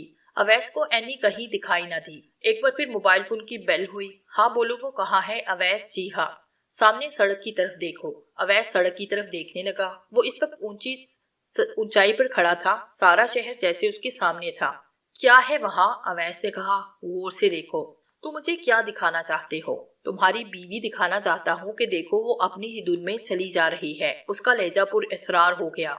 ये बात सुनते ही अवैस ने गौर से सड़क के कभी दाएं और कभी बाएं देखना शुरू किया। उसे एनी कहीं दिखाई न दी। कहाँ है एनी? अवैस ने गुस्से से पूछा। चौराहे की तरफ देखो। अवैस की निगाहें फौरन चौराहे की तरफ चली गई। रेड सिग्नल की वजह से एक तरफ से ट्रैफिक रुकी हुई थी। अचानक अवैस ने देखा कि ग्रीन सिग्नल की तरफ से एनी चलती हुई सड़क अबूर कर रही है। एनी को देखते ही अवैस चीखा, लेकिन उसकी आवाज उस तक कैसे पहुंच सकती थी। जाओ और बचा लो अपनी बीवी को, वो कहकर खतरनाक हंसी हंसा। अवैस ने मोबाइल फोन कान से अलग किया और नीचे जाने के लिए भागा। वो उसी तरह नीचे पहुंचा जैसे कि वो ऊपर आया था। वो इस भाग दौड़ में थक गया था। उसके दिल की धड़कनें बेतरतीब हो गई थी, सांस फूल गई थी। जब वो इमारत के गेट के पास पहुंचा तो उससे चलना मुश्किल हो गया। वो गेट पकड़कर रुका, सांस लेने लगा। ऐसे लग रहा था कि अभी अवैस गिर जाएगा, उसका धड़कता हुआ दिल बंद हो जाएगा, उसकी सांस की डोरी टूट जाएगी। लेकिन उसे हिम्मत करना थी। एनी की मौत और जिंदगी का मामला था। अवैस की ये हालत देखकर चौकीदार भागता हुआ उसके पास पहुंचा और पूछा, सर हैरियत तो है ना? आई एम ओके, अवैस बामुश्किल बोला। चौकीदार अवैस के पास खड़ा रहा जबकि अवैस लंबे लंबे सांस लेता रहा। जब उसकी सांस और दिल की धड़कन कुछ ठीक हुई, वो चलने के काबिल हुआ तो वो सड़क की तरफ भागा जहां उसने एनी को जाते देखा था। अवैस के लिए चलना दोबर हो रहा था, लेकिन उसके अंदर जाने से कहाँ हिम्मत आ गई थी कि वो भागता जा रहा था। चलती हुई ट्रैफिक के बीच से गुजरकर अवैस ने सड़क अबूर की और तेज रफ्तार कार उससे टकराती हुई बची। ऐन वक्त पर कार वाले ने कार की ब्रेक लगा ली थी, वरना अवैस को वो कुचलकर गुजर जाती। अवैस के दिल दिमाग पर एनी की तलाश सवार थी। वो कुछ परवाह किए बगैर सड़क अबूर करके दूसरी तरफ गया और फिर एक तरफ भागने लगा, जबकि उस कार का ड्राइवर अपना सर बाहर निकालकर गुस्से से जो उसके मुंह में आ रहा था वो अवैस को बक रहा था। एनी का कहीं भी पता न चल रहा था। दूर तक कहीं भी एनी दिखाई न दे रही थी। अवैस खांपता हुआ खड़ा था। उसने दाएं बाएं भागकर एनी को अच्छी तरह से तलाश करने की नाकाम कोशिश कर ली थी। अचानक उसके कंधे पर किसी ने उकब से हाथ रखा तो उसने जल्दी से अपने पीछे देखा। उसके उकब में अवैस के चचा जान खड़े थे। अवैस, क्या हुआ है? तुम भागते हुए इधर से उधर जा रही हो? मैं कब से तुम्हें देख रहा हूँ। चचा जान के लहजे में तशवीश थी। अवैस ने कुछ देर तक चचा जान का चेहरा देखा और फिर सोचा कि इसके सिवा कोई हल नहीं कि वो सारी सूरत हाल से चचा जान को आगाह करे। एक बार फिर एनी उससे दूर हो गई। चुनाचे सड़क के फुटपाथ पर एक तरफ होके अवैस ने इख्तिसार से शम्मक से मिलने से लेकर अब तक की सारी बात उन्हें बताई। अवैस की बातें सुनकर चचा जान भी परेशान हो गई। चचा जान ने अवैस का जायजा लिया और फिर बोले, वो मोबाइल दिखाना। अवैस ने अपनी जेब से फोन निकालकर उनके सामने किया। चचा जान ने हाथ लगाए बगैर उस मोबाइल फोन को देखा और बोला, तुम्हारे पास दूसरा मोबाइल फोन है जिस पर राब्ता हो सकता है? हाँ वो भी है, अवैस ने बताया। तुम्हें ये सब कुछ पहले मुझे बता देना चाहिए था। ठीक है मैं चलता हूँ, चचा जान बोले। लेकिन अवैस की दांस में था कि चचा जान उसकी बात सुनकर उसकी मदद करेंगे, कोई रास्ता बताएंगे, लेकिन वो तो जाने की बात कर रहे थे। चचा जान ने अवैस के मुंह पे हाथ रखा, उसे बोलने ना दिया। फिर उन्होंने इशारे से उसे बताया कि वो जा रहे हैं। चचा जान एक तरफ तेजी से चल पड़े, जबकि अवैस हैरान और परेशान उसी जगह खड़ा रहा। अवैस ने पूरी कोशिश कर ली थी लेकिन एनी कहीं ना मिली। वो 1.5 घंटे से उन्हीं सड़कों पर भाग रहा था। अचानक उसका मोबाइल फोन बजा। अवैस ने मोबाइल फोन ऑन करके कान को लगाया। अवैस, मैं तुम्हारा चचा बोल रहा हूँ, तुम कुछ मत बोलना, बस मेरी ये बात सुनो कि तुम उसी वक्त अपने फ्लैट में चले जाओ, अभी और इसी वक्त चले जाओ, मैं तुमसे दोबारा राब्ता करता हूँ। ये कहकर चचा जान ने फोन बंद कर दिया। अवैस हैरतो इस्तेजाब की तस्वीर बना हुआ था। उसकी समझ में नहीं आ रहा था कि चचा जान क्या कर रहे हैं। वो एनी को तलाश कर रहा था, वो मिल नहीं रही थी, जबकि चचा जान कह रहे थे कि वो अपने फ्लैट चला जाए। अवैस ने कुछ देर उस जगह खड़े होकर सोचा और फिर चचा जान की बात पर अमल करने का सोचते हुए अपने फ्लैट की तरफ चला गया। فلیٹ کا دروازہ بند تھا۔ اویس جب فلیٹ سے باہر نکلا تو اسے یاد نہیں تھا کہ وہ دروازہ کھلا ہی چھوڑ گیا تھا کہ بند کر کے گیا تھا۔ شاید اندر کوئی تھا۔ اویس کو خیال آیا کہ چچا جان اندر نہ ہو۔ اس نے کھولی سے دروازے پہ دستک دی تو جس نے دروازہ کھولا اسے دیکھتے ہی وہ چونک پڑا، کیونکہ دروازہ کھولنے والی اینی تھی۔ تم کہاں چلے گئے تھے؟ میں کب سے تمہارا انتظار کر رہی ہوں، اینی اسے دیکھتے ہی بولی۔ تم کب آئی؟ اویس نے پوچھا۔ کہاں سے؟ اینی نے سوال کیا۔ تم یہاں سے چلی گئی تھی اور میں تمہاری تلاش میں نکلا تھا۔ اویس اس کے ساتھ اندر آیا۔ کیا ہو گیا ہے اویس؟ میں تو کہیں گئی نہیں، فلیٹ میں تھی، بلکہ مجھے تو ڈر لگنے لگا تھا، اینی نے کہا۔ اویس کو حیرت تھی، مان اس کا موبائل فون بجا، اس نے کان سے لگایا۔ دوسری جانب سے اس کے چچا جان بول رہے تھے، اویس کوئی سوال مت کرنا، میں حافظ صاحب کے شاگرد کے پاس بیٹھا ہوا ہوں، ان کی پڑھائی سے اینی واپس آئی ہے، اسے ہوش آیا تھا، اندھیرا ہونے ہی والا ہے، تم اینی کو لے کر میرے فارم ہاؤس میں پہنچ جاؤ، وہاں ملاقات ہوتی ہے۔ یہ کہتے ہی چچا جان نے پھر فون بند کیا۔ اویس نے سوچا کہ اس کے چچا جان اس کے لیے کچھ نہ کچھ کر رہے ہیں۔ کس کا فون تھا؟ اینی نے پوچھا۔ کسی کا بھی نہیں۔ اندھیرا ہوتے ہی اویس اینی کو لے کر فارم ہاؤس کی طرف چل پڑا۔ اینی کو کچھ پتا نہیں تھا کہ وہ کہاں جا رہے ہیں۔ اس نے 2-3 بار پوچھا تو اویس نے جواب دینے کی بجائے خاموشی اختیار کی۔ جب وہ فارم ہاؤس پر پہنچے تو اندھیرا پوری طرح سے چھا گیا تھا۔ شہر سے ذرا ہٹ کر بنا ہوا فارم ہاؤس درختوں کے وسیع جھنڈ میں تھا۔ اس کے آس پاس اور بھی کئی فارم ہاؤس بنے ہوئے تھے۔ فارم ہاؤس کے دروازے پر چچا جان کھڑے اس کا انتظار کر رہے تھے۔ جو کہ ان کی کار قریب آئی، دونوں باہر نکلے، چچا جان ان کو اشارہ کر کے ایک طرف لے گئے۔ اویس اور اینی اس کے پیچھے پیچھے چلتے رہے۔ درختوں کو عبور کر کے وہ ایک طرف پہنچے تو وہاں ایک جگہ لکڑیوں کو جمع کر کے خوب آگ روشن کی ہوئی تھی۔ آگ کا الاؤ بلند تھا اور اس کی روشنی ارد گرد پھیل رہی تھی۔ مجھے وہ موبائل دو، چچا جان نے اس کی طرف ہاتھ بڑھایا۔ اویس نے جو ہی جیب سے وہ موبائل نکالا اس کی بیل ہونے لگی۔ اویس کا چچا کی طرف بڑھتا ہوا ہاتھ اپنے کان کی طرف جانے لگا۔ موبائل مت سننا۔ اویس چونکا۔ اسی اثنا میں اینی نے ایک چیخ ماری جیسے وہ بری طرح سے ڈر گئی ہو اور ایک طرف کو بھاگ گئی۔ اویس موبائل دینا بھول گیا اور اینی کے پیچھے بھاگا۔ اینی کیا ہوا؟ رک جاؤ۔ اویس مجھے موبائل دو۔ چچا جان بھی اس کے پیچھے بھاگے۔ اینی کے بھاگنے کی رفتار غیر معمولی تھی، وہ بڑی تیز بھاگ رہی تھی۔ اس کے پیچھے اویس تھا اور اویس کے پیچھے چچا جان بھاگ رہے تھے۔ اندھیرا تھا لیکن اینی ڈرتے ہوئے اور خوف سے دہشت زدہ بھاگ رہی تھی۔ موبائل پر مسلسل بیل ہو رہی تھی جو اس سنسان جگہ پر چیخوں کی طرح سنائی دے رہی تھی۔ اویس موبائل فون مت سننا، چچا جان پیچھے سے چیخے۔ اس عمر میں چچا جان سے بھاگنا مشکل ہو رہا تھا۔ اویس کو اینی کی فکر تھی۔ اچانک اویس رکا، اس نے موبائل فون نیچے زمین پہ رکھا، پھر پیچھے آتے ہوئے چچا جان کی طرف دیکھا اور پھر اینی کے پیچھے دوڑ لگا دی۔ چچا جان اس موبائل فون تک پہنچے، وہ موبائل فون اٹھایا اور تیزی سے پلٹے۔ موبائل فون کی بیل مسلسل ہو رہی تھی، اس کی آواز تیز ہو گئی تھی۔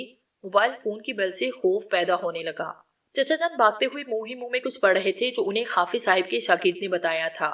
وہ آگ کے الاؤ کے پاس پہنچے، انہوں نے کچھ دیر اور پڑھائی کی اور پھر موبائل فون اس آگ کے الاؤ میں پھینک دیا۔ ایک دم آگ کے الاؤ میں ایک دھماکہ سا ہوا اور پھر اس جگہ سکون چھا گیا۔ چچا جان منہ ہی منہ میں مسلسل پڑھ رہے تھے۔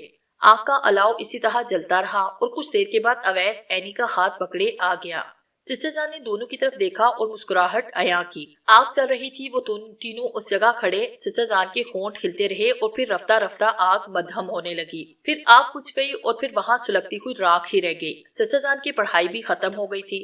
وہ اینی اور اویس کے پاس آئے اور بولے، اب اس جن سے تم دونوں کی جان ہمیشہ کے لیے چھوٹ گئی ہے۔ تمہاری بات سنتے ہی میں حافظ صاحب کے پاس چلا گیا، وہ تو نہیں تھے لیکن ان کے ہونہار شاگرد مل گئے۔ میں نے ان سے بات کی اور میرا شک درست نکلا، کیونکہ وہ جن موبائل فون میں گھس کر بیٹھا ہوا تھا، جو تمہاری باتیں سنتا اور تم کیا کرنے والے ہو وہ بھی جان لیتا۔ انہوں نے مجھے عمل بتایا اور ویسا میں نے کیا، جسے وہ ایک ہی جگہ جھگڑا گیا۔ اگر تم موبائل فون سن لیتے تو وہ آزاد ہو کر بھاگ جاتا۔ اب تو کوئی آئے گا نہیں نا؟ اویس نے پوچھا۔ اب کوئی نہیں آئے گا، سب کچھ راکھ ہو گیا ہے، اب کچھ نہیں ہوگا، سب کچھ ٹھیک ہو گیا ہے، اب کوئی ڈر اور خطرہ نہیں، شیطانی چال ہمیشہ کے لیے دم توڑ گئی ہے، چچا جان نے کہا اور دونوں کو لے کر وہاں سے چل پڑے۔ اویس اور اینی کے چہروں پر اب وہی اطمینان دکھائی دے رہا تھا جو شبق سے ملنے سے پہلے تھا۔ وہ خوش تھے اور ان کے دلوں پر کوئی بھی بوجھ نہیں تھا۔